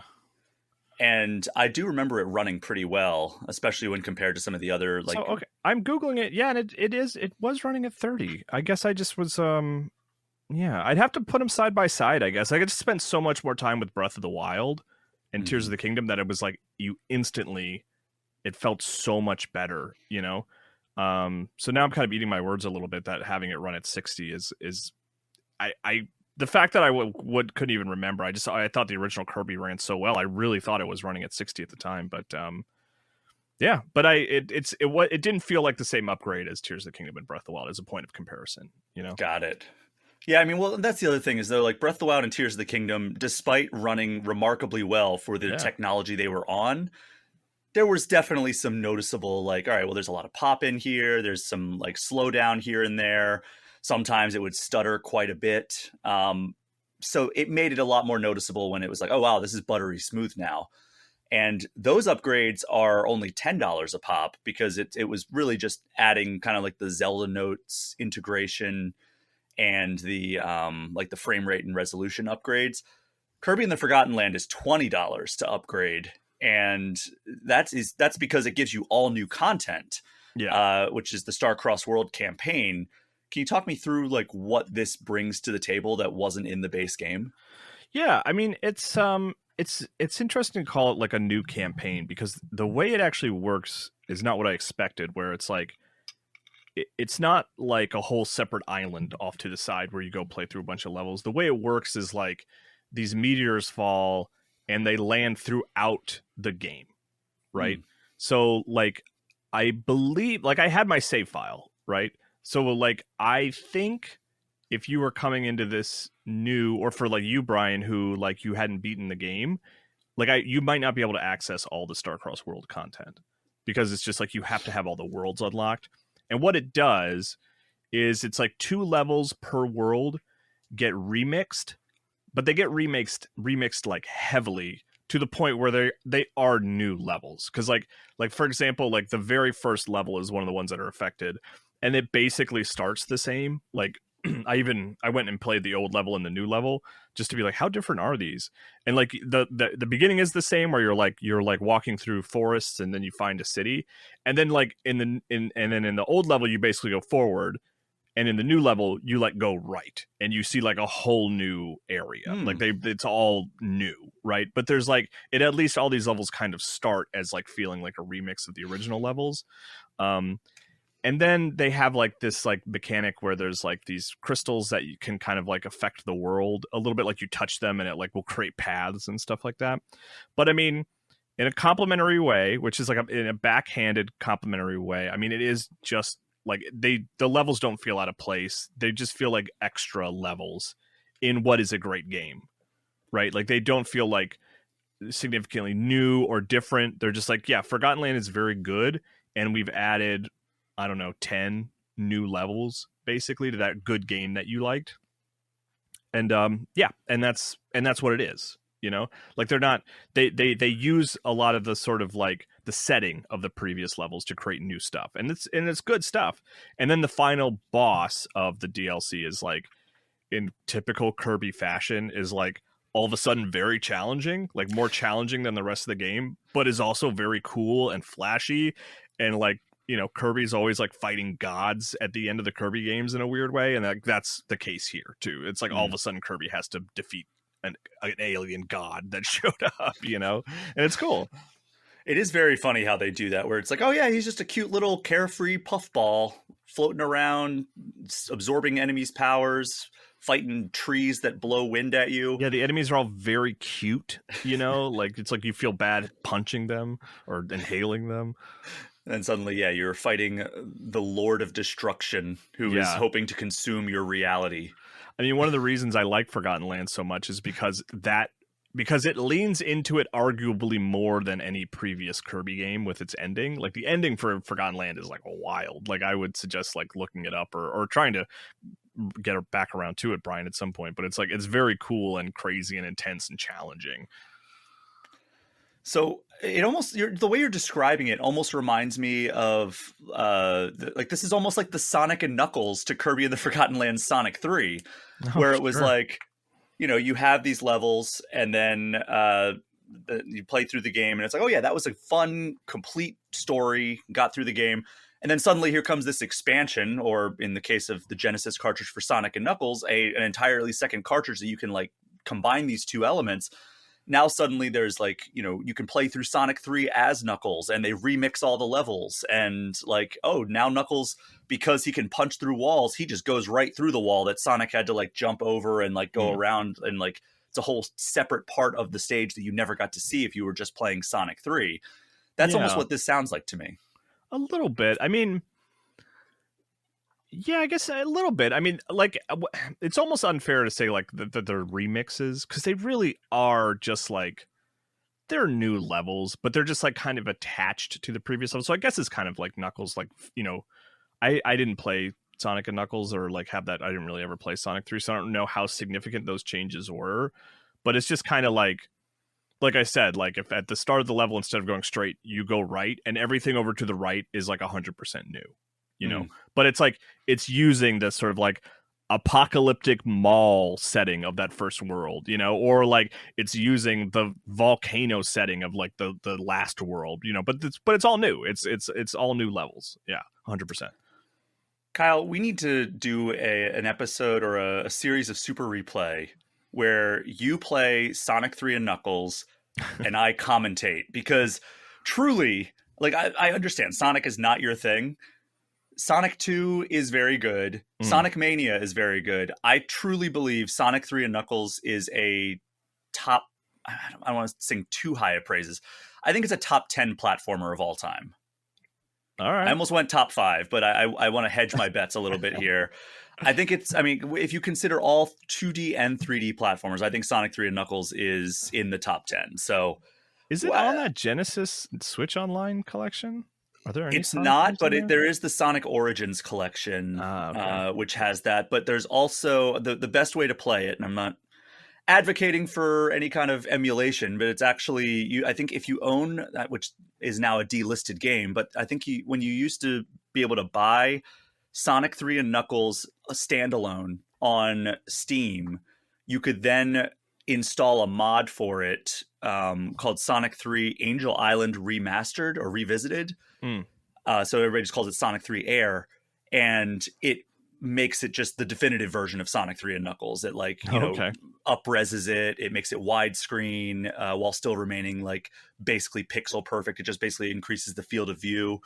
The music is remastered. It was just, and you can toggle all these different elements. So that was the best way to play that. But that's not what we're talking about. But just throwing it out there, Kyle. If you ever want to stream Sonic 3 and Knuckles, I will happily commentate and give you tips. Yeah, we'll see if when I have that feeling. Gosh, I'm really in the mood to play Sonic 3. I'm just saying, you would appreciate the boss battles, especially. Oh, sure. I'm sure I would like enjoy. They're very creative. So, how did you feel about Kirby in the Forgotten Land plus Star-Crossed World? Like, we now know what it is, but like, how did you like feel playing through this? It sounds like it wasn't very long, but like, was it meaningful content? Was it stuff that you're glad exists? Do you think it's worth the $20 upgrade? I mean, that says it all, right? That I went and had a big pause. It's not that, it's tough because it's not that significant, right? It's not like, oh man, like you got to check out that new Kirby content. It's more like, oh, did you like Forgotten Land a lot and like you miss it and you wish you had more levels? Well, there are more levels now. Isn't that great?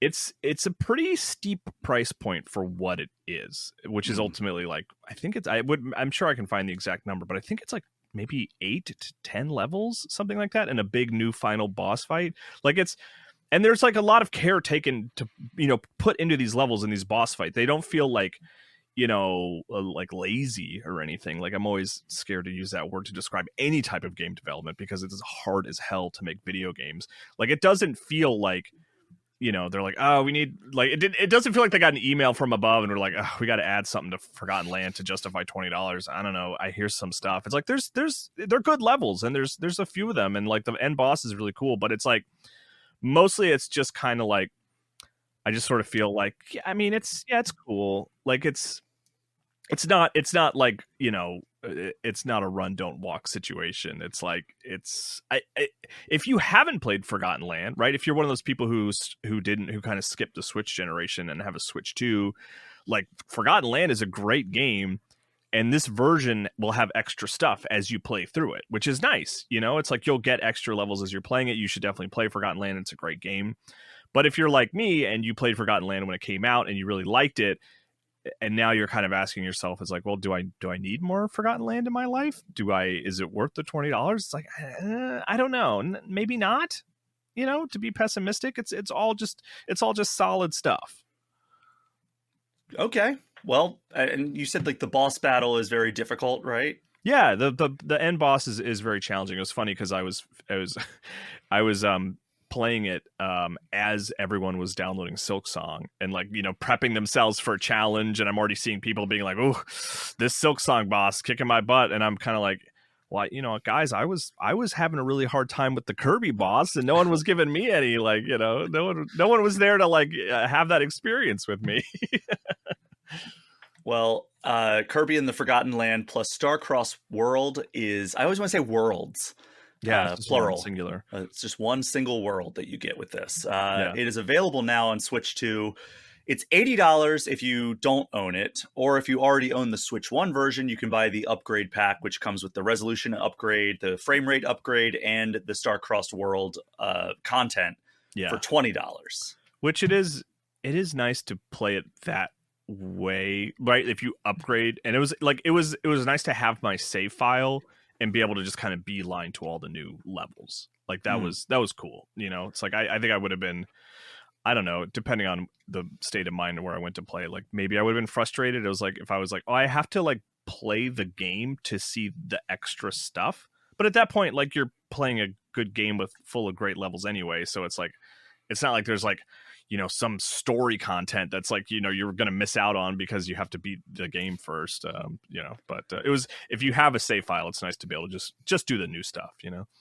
Yeah, and the weird thing for me is that Nintendo has been so inconsistent with what games, like how they're doing these Switch 2 upgrades, because I referenced like Mario Odyssey. That's a free upgrade. There's no new content, but you get the resolution, you get the frame rate. Breath of the Wild and Tears of the Kingdom, there's no new in-game content, but there are like synergies with their mobile app, and you don't get the frame rate upgrade or the resolution upgrade unless you pay the $10 to also get the Zelda Notes integration. Yeah. And then the same thing with Kirby. It's like, what if I just want to play Kirby in the Forgotten Land, a game that I already own, at 60 frames per second and, you know, either 4K or 1080p. I don't know what it's outputting. Maybe it's even just 2K. Like, why do I have to pay the $20 if I don't care about that extra content? That's just a really weird thing, because there are several games that got the free updates, and some of them absolutely needed to be free, like Pokemon Scarlet and Violet. That needed to be a free that would have been update. Really frustrating if they were like, yeah, or you could pay to make the game run decently, you know. Kyle, there would have been riots in the streets if they made them pay. Everyone would have gone outside and started playing Pokemon Go again. It would have been insane. But it's just such a weird like policy for them to be like, oh yeah, well this one is arbitrarily free, and this one, we're giving you the resolution and frame rate upgrade, but you can't get that without paying $20 for the extra content as well. Yeah, it's weird. I don't know. It's Nintendo, yeah, I guess there's like a little post-launch window where this is going to be happening. I mean, like, gosh, maybe even now at this point. I mean, are there any other games that we really like that we are demanding upgrades for on Switch? Maybe Pokemon Legends Arceus? That would be cool. I heard people saying or speculating that when we get the Metroid Prime 4 release date, they should also release a Metroid Dread Switch 2 upgrade. Is that's probably a 60 FPS game even on Switch 1, right? Wasn't it? I couldn't tell you.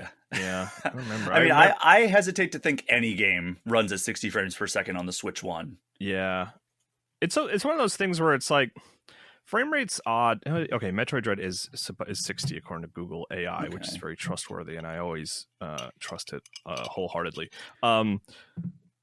But like, yeah, it's like in my memory, I was like, yeah, that game was so smooth. Like Metroid is a game that really kind of needs to be at 60 for what Dread was, which was like a really twitchy, like, you know, you got to be able to play this correctly. But then there's also stuff, it's like that thing with frame rate is like, if you start playing the game at 30 and it's 30, like you're usually pretty happy with it. You know, it's just when you compare them side by side that they start feeling like rough, you know, like by the time I was like done with Tears of the Kingdom and Breath of the Wild, or even like 15 minutes in, I wasn't really thinking about the frame rate. But once I had the new 60 frame version to compare it to, I was like, oh yeah, this is a lot better, you know? But yeah, I don't know what Dread would gain from a big update like that, you know? I don't know, but yeah, Pokemon Legends Arceus would also be a very good upgrade to give us. Like Sword and Shield, like there's like, but I don't know if there's any like, because even the other Zeldas, the Link's Awakening remake and stuff, those run better now too, right? Don't they? Those got the free upgrades. Yeah, I don't know if there's any other Switch 1 games that I would really demand an upgrade for that I can think of. I'm Maybe sure there third are, party but just games? none of the top of my head. Like I would love to see. Oh, good, you have hiccups. That's perfect for a podcast. Yeah, that's great. Sorry, I think they're done. Sonic Frontiers would be a good one because the fact of the matter was like that game, because it was being a multi-platform developed game, it made it so the PS5 and Xbox Series X versions, from what I understand, actually had more pop-in because they were trying to develop for Switch 1 as well. Mm-hmm. And if that is in fact true information that I've heard, that would mean that like if they could just get the Switch 2 version of Sonic Frontiers running similarly to PlayStation 5 and Xbox Series X, then that means that they don't have to worry about that for like Sonic Frontiers 2 or whatever the sequel ends up being called. Mm-hmm. But getting Sonic Frontiers 1 running comparably to the other consoles, I think that would be a big win, because that game does, like, there's a lot of problems with that game, but it does look very good in motion when you're just like running through the open world. And the Switch version was fine, right? It was the right, as is the case with many of these ports. It's like it was the weakest version of Sonic Frontiers, but it was solid. It wasn't like offensive, right? Mm-hmm. Yeah. Did Prince of Persia: The Lost Crown get an upgrade? Now we're just naming good games, but yeah, I that's where I played Lost Crown, was on Switch 1, and I remember thinking it was great. And like it ran well, but like the loading screens, if they could just cut down on those loading times. It was 60 on Switch 1, yeah. Which is surprising because again, like that's a game that came out on Series X and PlayStation 5. Yeah. I was also looking at Splatoon 3. Splatoon 3 runs at 60 on Switch 1, so yeah. Wow. Nintendo really knew how to wring out like all the performance they could in most cases. That's a magic trick that they pull, I don't know. But Kyle, that's Kirby and the Forgotten Land plus Star-Crossed World. You reviewed another game for Game Informer called Cronos: The New Dawn. And it wasn't until very recently that I realized that this was even coming out on Switch 2. Yeah. Could you give us a rundown of what this game is all about? Yeah, I don't know if you know this going into this, Brian, but I spent like an hour with the Switch 2 version yesterday. Yeah. Specifically. And on Game Informer's YouTube channel, there's a 45-minute video of just showing off like basically the beginning of the game on Switch 2. But yeah, it's a Bloober Team, the creators of The Medium and most recently Silent Hill 2, and it's a survival horror game. That's very inspired, predominantly, I would say, by Dead Space, but also like there's Resident Evil 4 in there, like third-person survival horror game. And it's in my review that I wrote for Game Informer, I said it's solid, right? Like I think it's Bloober's second best game after Silent Hill 2, but with the caveat there that I have not played all of Bloober's games, so I don't, I can't say that like with 100% certainty, but like I had a good time with it. It has shortcomings, but it's just like a well-balanced, often intense survival horror game that's like, you're counting your ammo, you're worried about your inventory, you're avoiding enemies occasionally. Like it's that kind of game, and I think it's good. It's like it's solid. And I spent a lot of time with the Switch 2 version, and the Switch 2 version is okay. It's like I said just a few minutes ago, it's like it is the worst way to play Cronos is the Switch 2 version. But I spent an hour with it, and like I had a good time with it. I wasn't like offended, right? Because there are some times on Switch 1 where you'd play like the Switch 1 version of like an Xbox Series X game, and you're just like, this is not going to work. Like I can't play it this way. Cronos is like, it's the Switch 2 version is okay, but there's you see a lot of stuff. You see the pop in, you see like frame rate hitches, the resolution, it is not as good as its its console counterparts. The character models and enemies and stuff, like they're just like you know, they have fewer pixels and they look a little muddy, but like it plays pretty smoothly. And I like, you know, after playing an hour, I was like, you know, I was like, yeah, no, this is okay. This is a way to play the game. And that sounds so dismissive, but it's like truly like, I can't think of a great example off the top of my head, but there were games on Switch 1 where I was like, it's basically unplayable. Like I tried to play Kombat 1. Witcher, you know, Witcher was okay, actually. That's a bad example. But like Mortal Kombat 1, Batman Arkham Knight. Yeah, Arkham Knight is like, this just really is not an acceptable way to play this. And I don't think Cronos is quite that. Also, I didn't play with it really, but Cronos does have motion control options, and you can play with as a mouse, which is cool. Like that's nice. Like I want to see if it's a Switch 2 port of a game like that, you know, that has like a PC version. It's like, yeah, give us the mouse option. That's just cool. You know, like why not take advantage of that? So that's like kind of a nice little bonus there. And like motion controls with shooters on Switch, like you know, I don't mind them. Like I actually really like having the motion controls on in Zelda, for example, you know, and like doing like really specific aiming and stuff like that. So like I remember you advocating for that when Breath of the Wild first came out. You were reviewing it for us at Game Informer, and you had mentioned like, oh, I really enjoy the motion controls, and I scoffed at you so hard that I blew out my voice. No, I'm so averse to motion controls in most scenarios, and I think a lot of that is because of Nintendo and like the way that it was implemented in so many Wii games that it just turned me off from motion controls entirely. I've started swinging back the other way, not entirely, but like I've gotten to the point where it's like, oh yeah, it is nice to have that little, like the way you described it with Breath of the Wild, where it's like a little extra like precision on top of like your control stick aiming. Yeah, like it's the way that it works best is when basically like aiming down the sights turns it on, right? You don't want it on the whole time. But if there's just like a little motion where it's like, okay, I can just kind of, especially in Tears of the Kingdom, I thought it was really good for like moving objects and stuff like that. Right. Yeah. So like, and it's that thing. It's like, yeah, we all have a bad taste in our mouth with motion controls from the Wii, but it's like, it's funny you play, you know, a game that has it implemented, or a VR game, like a Quest game. And it is a frequent reminder that's like, oh yeah, motion controls have come a long way. They're actually quite good now. So it's like, you absolutely had a terrible experience with Wii games, I'm sure, but like just know that like if you haven't like played around with motion controls since the Wii, like they are good now. They have met that promise from that initial Wii trailer at this point. But yeah, I mean, it's about little movements, I think, is where it sings, you know, where it's like you just want to tweak that aiming cursor just a little bit, and it's you have more control with the full motion of your hands as opposed to just the control stick. So yeah. Yeah, I sometimes wonder if there wasn't this bad taste that people collectively had in their mouths for motion controls, in particular the Kinect.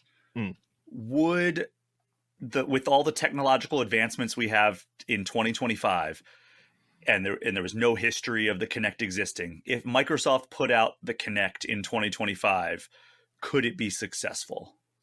Well, the one thing I'll say about that is I'd have to check, but like the Kinect is one of, if not the most successful third-party accessory ever released for a video game console. The Kinect was a massive financial success. Yeah, like, but long-term viability. Yeah, but like, usability and like games released for it. Yeah, no, it was not. It was pretty rough. You know what I mean? Like I along with millions of other people bought a Kinect in Dance Central and we had a good time. Yeah.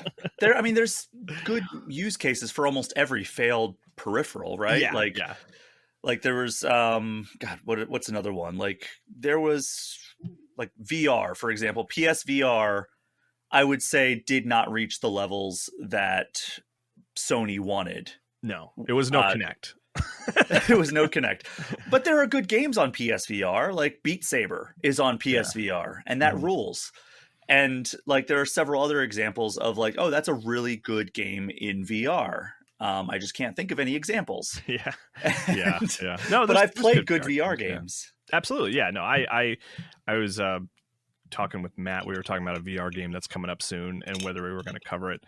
And Matt was like, "Oh yeah, can you for Game Informer?" And Matt was like, "Oh yeah, can I sign this to you?" And I was like, "Well, yeah, I'm the closest thing Game Informer has to a VR guy, so you know."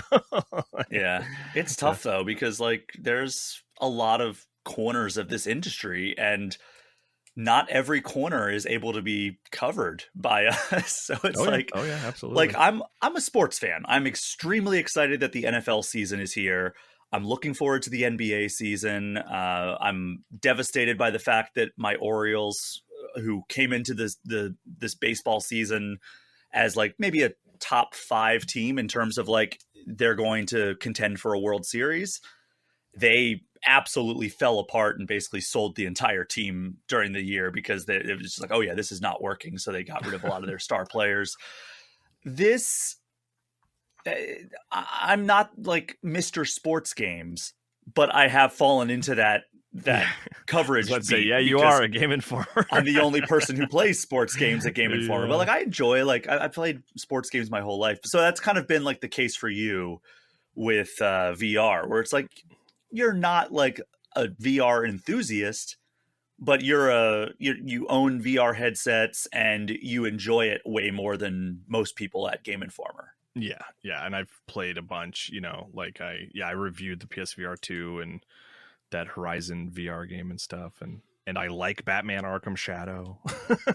I want to try that and Half-Life Alyx. Those are the 2 VR games I really regret not having a way to experience. Yeah, no, those are the 2 that are worth spending the time with for sure. Yeah, and then God, what was I reviewed Iron Man VR back on PSVR 1. Right. That was fun. I think that they could take some concepts from that and move it forward. But again, not what we're talking about. Batman Arkham Shadow developer. Yeah. Yeah, same developer. Anything else you need to talk about with Cronos: The New Dawn before we move on to the final topic of conversation for this episode? No, yeah, check out my review on GameInformer.com. I gave it a 7.75. It's solid. It's good. Like if you love Dead Space and you're like, I just want that. I want that experience around Halloween. It's like, yeah, this is a good one of those. You know, it's a solid one of those, but it's not gonna like it's just like a decent execution on a genre. You know, it's pretty sad, I will say, that you're like, oh, if you like Dead Space, this is a good version of that, instead of saying like, oh yeah, the Callisto Protocol, which came out like 2 years ago, that was from the guy that made Dead Space and was being billed as basically like, this is the spiritual successor to Dead Space. This is probably the better version of that, unfortunately. Yeah, I would recommend this before Callisto, although it doesn't take place in space at all. There's no space in Cronos. It just feels like Dead Space. Well, it's available now on Switch 2 and every other major platform. As Kyle mentioned, you can read his review over on GameInformer.com, which is based on the PS5 version, but he did also play the Switch 2 version that you can check out if you feel so inclined. And Kyle, we don't have any big impressions or big talking points for this game, but we would be remiss if we did not bring up the release of one of the most anticipated games of the year, of the last several years, really. And that is Hollow Knight Silksong. So Team Cherry, the developer, has been notoriously quiet in the lead up to this, frustrating fans in some cases. We'd go years or months without any kind of indication or signs of life, aside from like a community manager being like, yep, this game is still real, it's still happening, just stay tuned. Yeah. And we kind of felt that on our end as well, where like we just got like no correspondencies, we got no communications from Team Cherry whatsoever. And try as we might, like there was no way that we could get like advanced coverage of this game. And that also carried through to the review copies, which meant they sent no advanced review copies. So we have not played through the game. We can't give you any kind of meaningful coverage on this episode in a timely fashion, which is unfortunate because we would love to be able to, go in depth and be kind of like the companion piece that you would like to listen to while you're playing through this game. But Kyle, you have checked out the first few sequences of the game. So I want to close out this episode by kind of getting your early impressions of Silksong. Yeah, I mean, the early impression is positive. I've only played, I don't know, less than an hour, embarrassingly. Like I I haven't gotten very far at all. I beat the first, like, kind of like the tutorial boss, I guess you could call it. Like the first proper boss, but it's like the boss that's like, it's almost like winking at you, like, yeah, this is like not an indication of what to expect. You got this guy on your first try. You're probably not going to get the other ones on your first try, you know? But yeah, I mean, it feels great. It's really smooth. Like the sort of swinging the sword feels great. It looks beautiful. It's just like the animation is incredible. It is a good reminder of like, I mean, last time we talked, I was kind of like weirdly coming in negative on Hollow Knight, kind of being like, it's fine, whatever, you know. And it was like booting this up. I was like, oh yeah, this game just has a great tone, and it's like, it's creepy and kind of like quiet and sort of lonely, but also really inviting in the same way. I don't know how they like threaded that line, but it's, you know, it's cool. And it has become, as of like this morning, you know how you have the game that you like, you just want to spend time with, right? In the last week or two, it's been the Rogue Prince of Persia, which I've really been enjoying. I've been playing that on Steam Deck. That has been my go-to, like, I'll do a run or two in the Rogue Prince of Persia, which I'm like, you know how Rogue games are, like, you even if you're getting close to the final boss, you're not really near the end of the game. You know, that's kind of where I'm at. Like, I haven't gotten to the final boss yet, but I'm almost there, and I'm sure it'll be like a number of tries before I'm actually able to defeat it. Anyway, enjoying the Rogue Prince of Persia. Want to play more of it.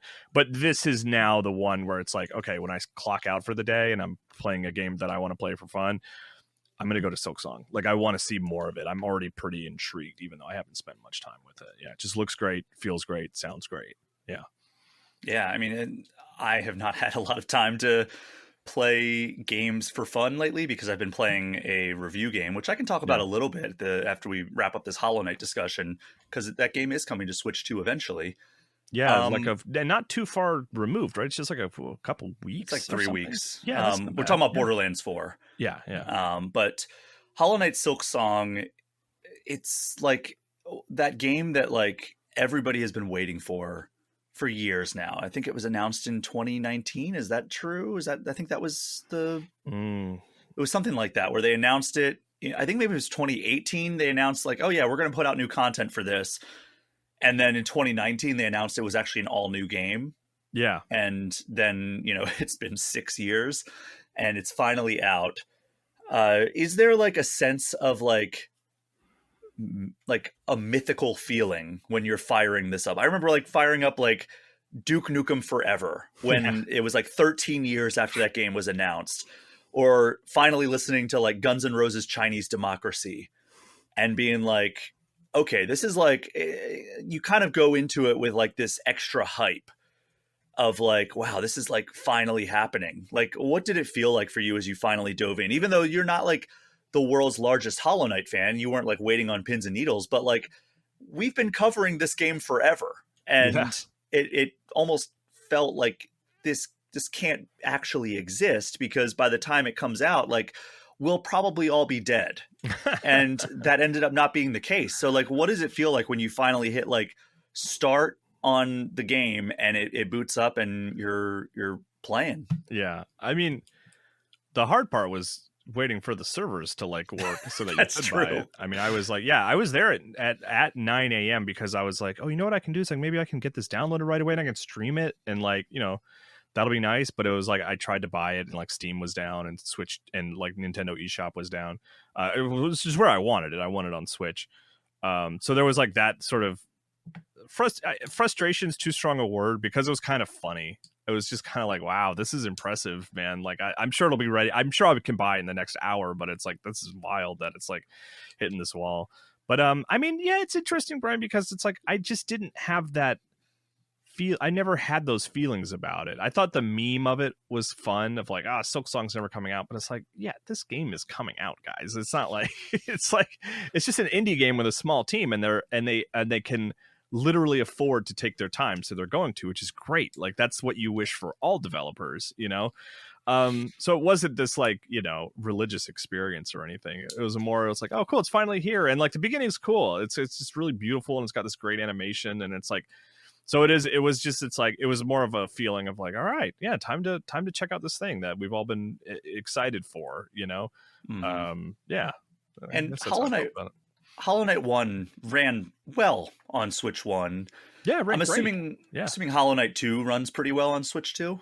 Yeah, there's an option to you. There's a setting actually where you can have it run at 120 FPS. Oh, If you have a compatible TV, like basically if you play it docked and you have a TV that can do 120, there is a setting in the options that's like it'll lower the resolution so you can run it at an even higher frame rate.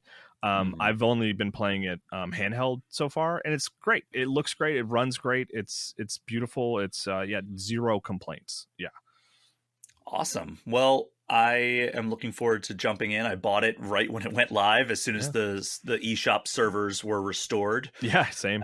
It's so rare that we get a game that is so highly anticipated that like everybody crashes the server, because it not only crashed the eShop, it crashed Steam. Yeah, that is wild. Yeah. Which, man, I remember last episode, I think it was, when like all of these delays were happening. I was like, I think maybe some developers are overreacting. And now I think I want to take that back, because if people were so excited to play this game that they crashed Steam's and Nintendo's servers, I think that's an indication that there was quite a bit of hype surrounding this game, and like not a lot of oxygen for these other titles. No, I don't think anyone was overreacting. Like if I were in their position and it was like, oh, Silksong is coming out the same day as us, like just give it a little breathing room, man. Like even giving a game like that a week is enough, because I mean, we're very fickle here in the gaming industry, and like just let if a game like Silksong, the best thing you can do for your competing game is like just let Silksong have that space. I mean, that's why everyone is scared of GTA 6. You know, I mean, I worked at Thorium briefly on Undermine, and that was a concern for them even. It's like they're not competing with GTA 6. It's like they're an indie roguelike, and GTA 6 is GTA 6, but it's like you just don't want to be near it. Like just don't release like a few weeks later or a few weeks before. Just don't be in its orbit, you know? Like that makes a lot of sense to me for sure. It reminds me of that 1 week in 2023 where it was like Spider-Man 2, Super Mario Brothers Wonder, Sonic Superstars, and Alan Wake 2. And I remember getting a call from PR saying like, hey, just wanted to give you a heads up. We're delaying Alan Wake 2 because that week is just bonkers, and we're just going to get out of that. We're going to push it by 2 weeks. The game's done. We're happy with where it's at. We don't think it needs to be delayed for any kind of qualitative reason. We're just going to get out of that blast radius of just the nightmarish trio of major franchises. And it turned out to be a smart idea, because Sega said that Sonic Superstars was underwhelming in sales, and their direct reason was, well, we released too close to a Mario game that was very similar in terms of like the gameplay style. And it's like, yeah, well, I could have told you that. Like, you're not going to, unless this is like 1992, you're not going to go head to head with Mario, like a 2D Mario game. Yeah, that's just suicide. Yeah. So Hollow Knight Silksong took up all the oxygen in the room. We unfortunately, again, do not have super in-depth impressions, but hopefully we will in the coming weeks. But it's available on Nintendo Switch and every other major platform, including Xbox Game Pass, by the way. If you don't feel like dropping money on it and just want to check it out, and you have Game Pass, it is available on that. Yeah, but if you are dropping money on Game Pass, that's true. But if it's a subscription you already have, but if you don't and you just want to buy it, it's only $20, which I feel like they could have gotten away with a much higher price point. They probably could have doubled that, and people would have happily paid it. Yeah, I would have. I'm part of the problem. They blew it. No, no. Please reward them for that, for being like, yeah, it's like, this is what we think the game is worth, and this is what, like, yeah, all game developers should be that way, please. Absolutely. Kyle, you did mention the Rogue Prince of Persia. I gave some very early impressions when it first came out. It's not on Switch 2 yet, I don't think. I think it comes out it's not. I would early next year. 2. I don't know if they have a release date. I could be wrong about that. I'm pretty sure they announced it. Okay. I hope so. I would love to play that on. I would rather have it on. I love the Steam Deck. It's a great system. I play it a lot, but it's so heavy that like I really would much rather be playing these games on Switch too. Yeah, it does say sometime in 2025 it's coming to Switch. Okay. So this year. Okay. Yeah. Cool. Like, just real quick, like, what is kind of like the elevator pitch to this? I talked about like the traversal, and like you can wall run and like parkour your way through these stages, true to the Prince of Persia like pedigree. Yeah. But like, I didn't get too great of a sense for how this game plays. Just give people a quick rundown of like what this game is and why it became kind of like your daily player before Silksong. Yeah, I mean, if you're familiar with Dead Cells, it's the Dead Cells team, and it really does feel like, you know how you always have those conversations where you're like, oh, imagine if this developer made this game, if they took, imagine if Hollow Knight made a Metroid game, and it's just like, you just think about like their design sensibilities with like, Metroid art and sort of fiction, right? That's what this game feels like. Like the Dead Cells team made a Dead Cells game that feels like Prince of Persia, like more so than their Castlevania work, which was like, they just sort of wedged Castlevania into Dead Cells, which was cool, by the way. I liked that content. But this feels like Prince of Persia came first and Dead Cells came second, I guess you could say. But yeah, it's structured like Dead Cells. The sort of combat feels kind of Dead Cells, the way you jump and mantle onto ledges feels like Dead Cells. But it's just, yeah, it's also the thing I like about Prince of Persia as like a franchise is it's like it works well with the Rogue gameplay style in terms of its narrative and fiction. Like I like when Rogue games are contextualized, like Hades 2 does a really good job of that. Is that like you die and you go back to the beginning, and because you're like a god and you're like in Greek mythology, like that makes sense, and like it makes sense here with Prince of Persia in that he's just his whole life he's had this device that lets him sort of revert back in time whenever he dies, which is like Prince of Persia has always been about time from the beginning, whether it was like the time limitations of the original game or like Sands of Times being able to rewind time and stuff like that. I mean, and Lost Crown has a lot of time shenanigans too. It feels great. I like those sort of wall running ability. Like I think that's a cool thing that you don't really see in 2D games a lot that feels really good. And I like the contextualization of what you're doing in the game. And I like Prince of Persia as a franchise in general. I love Sands of Time and Lost Crown, and yeah, it's just a good Rogue game. If you liked Dead Cells and you're in the mood for that, like Prince of Persia is a fantastic sort of avenue to go down. It's so wild how Prince of Persia is like quietly having this renaissance between the Lost Crown, the Rogue, and this alleged Sands of Time remake that we've been hearing about for like half a decade now. It keeps changing developer hands and stuff. Yeah. But like, I feel like Ubisoft is just kind of like quietly cashing in on this franchise. And I don't think that it's getting the appreciation it deserves, because like when people think of Ubisoft, they think of Assassin's Creed. They don't, or like, I mean, maybe a series that would not exist without Sands of Time. Like exactly. 100%. Yeah. But like, I'm trying to think of like what else people think about when it comes to Ubisoft. Like I would have said Far Cry, but we haven't had a Far Cry in forever.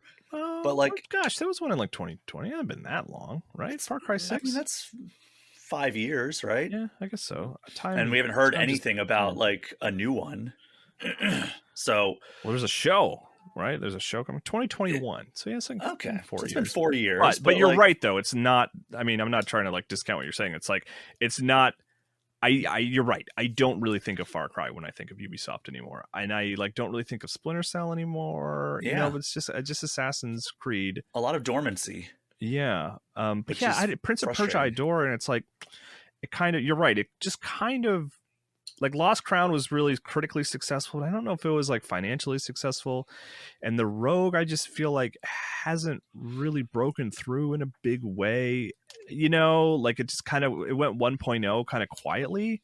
Like I think the way I remember Marcus shared it in our Game Informer Slack channel, he was like, "Oh, hey, did you guys know this went 1.0?" And we're all kind of like, "Oh gosh, no, we didn't catch that."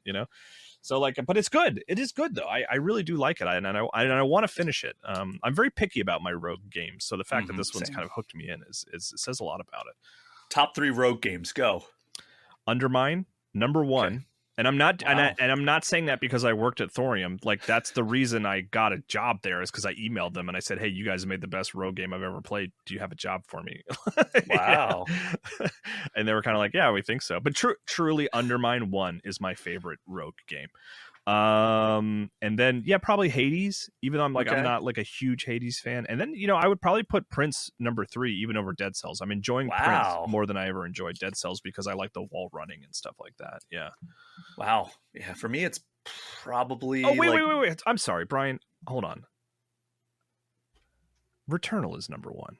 Oh yeah, I Returnal, completely. And then correct. Undermine, and then Hades. I'm sorry, Undermine, but I love Returnal. I love it for reasons that aren't its rogue mechanics necessarily. So it doesn't always come immediately to my mind when I think of rogue games. I'm sorry to cut you off, but I adore Returnal. I forgot about Returnal as well. That probably is my number one too. Yeah. Even though I never made it super deep into that game because I just wasn't very good at it. That's a tough ton game. of time into that when I finished it. Yeah, that's great. Some of those bosses had me ramming my head against a wall for hours on end. Yeah, it's tough. Yeah. That's probably number one though, just because it plays so well. The mystery is so intriguing. Dead Cells is probably up there for number two, but like it's also up against pretty stiff competition of things like Balatro. Oh yeah, I guess that's another one that I don't really think of as a rogue game, but yeah, I would probably put that above Hades actually. Vampire Survivors probably fits it. Balatro, there we go. Vampire Survivors probably fits that definition, right?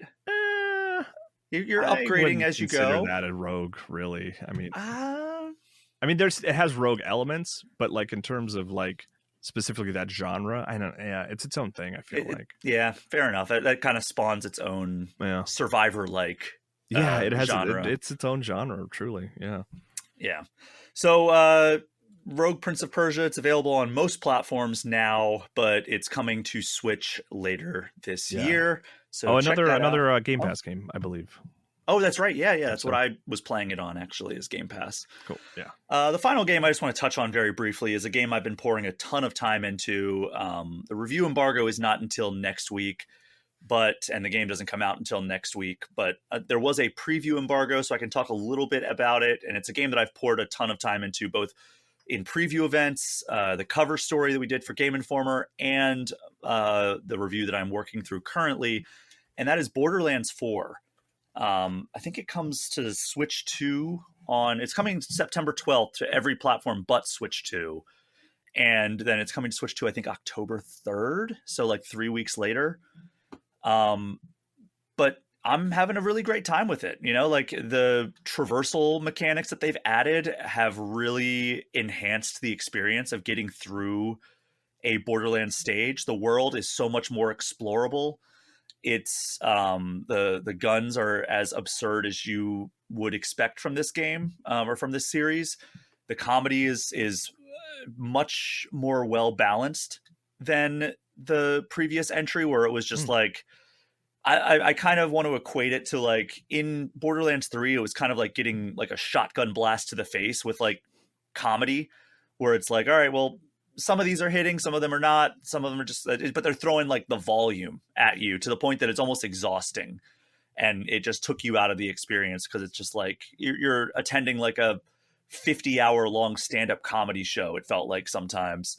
And it's just like, all right, I get it. Like some of these jokes are funny, but like also the thing about humor is it's so subjective and it's hard to pull off in a video game. So it's like, yeah, the writing is clever, but like it just didn't match, in my opinion, on Borderlands 3. Borderlands 4, it feels much more at place, or much more at home in like the story, in the world. It almost, instead of the shotgun blast to the face, it almost feels like a strategic like sniping from afar, where it's like, all right, you're not getting hit with the volume, but the ones that are hitting are really hitting.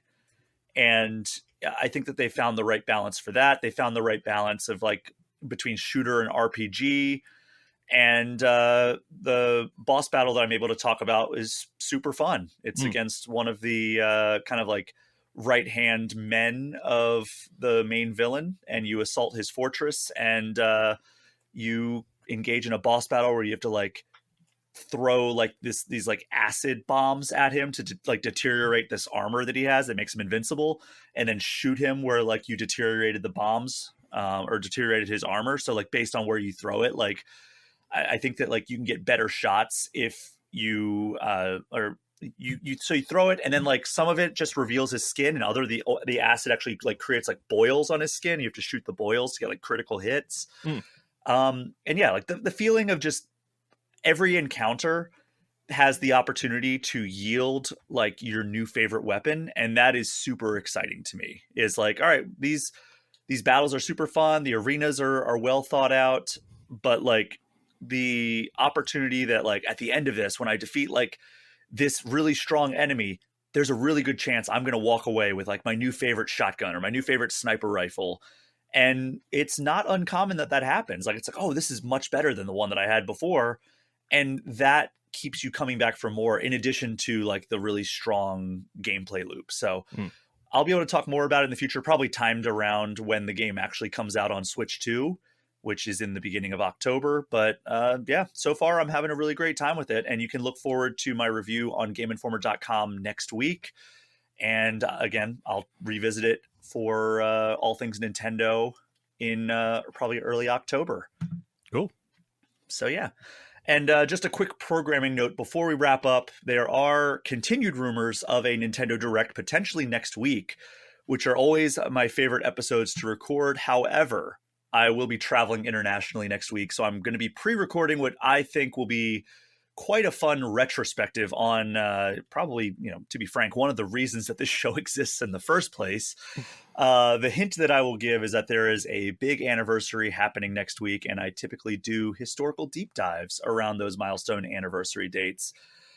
So in the event that we do get a Nintendo Direct next week, I will have full coverage of that in the subsequent week's episode. But wouldn't that just be the way that it works out? Where I've been talking about, hey, there's got to be a Nintendo Direct coming soon. And then the 1 week that I'm going to be traveling and pre-recording an episode, it ends up happening. That would be all too fitting.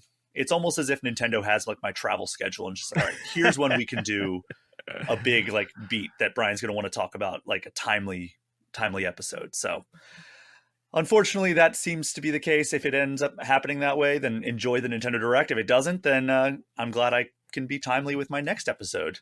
But Kyle, thank you so much for joining me for this week's All Things Nintendo. Yeah, thanks for having me.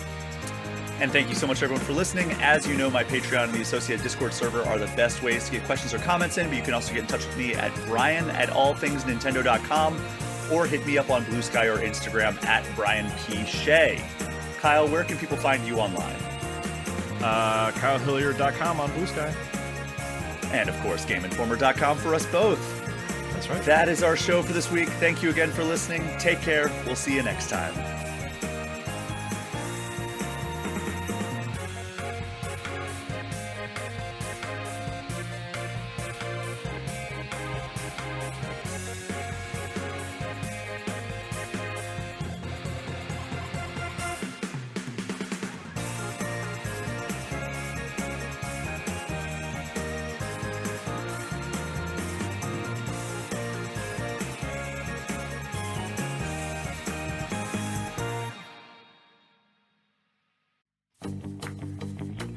Hey everyone, thanks so much for listening to this episode of All Things Nintendo. Real quick before we get out of here, I want to give a special shout out to the $10 patrons of the show. Alex Stadnick, Andy Junkins, Ben Richland, Carbon Mjolnir, Chaps My Ass, Derek Sigmund, Dusty Beeman, Ian T. Clark, Jason Thompson, Jawar Hello, Johnny 5, Jose Villalobos, Casey Radio Man, Cody Gibson, Creeper 207, Paul at Drunk on Mako, Pratable, Rob McCann, Bobby Mac 265, Robert Sosa, Roberto Nieves, Roger Reichert, Russell Sayer, Smithy Poo, Zachary Pliggy, and Zek 3 Sword Sama. Thank you so much for continuing to support the All Things Nintendo podcast.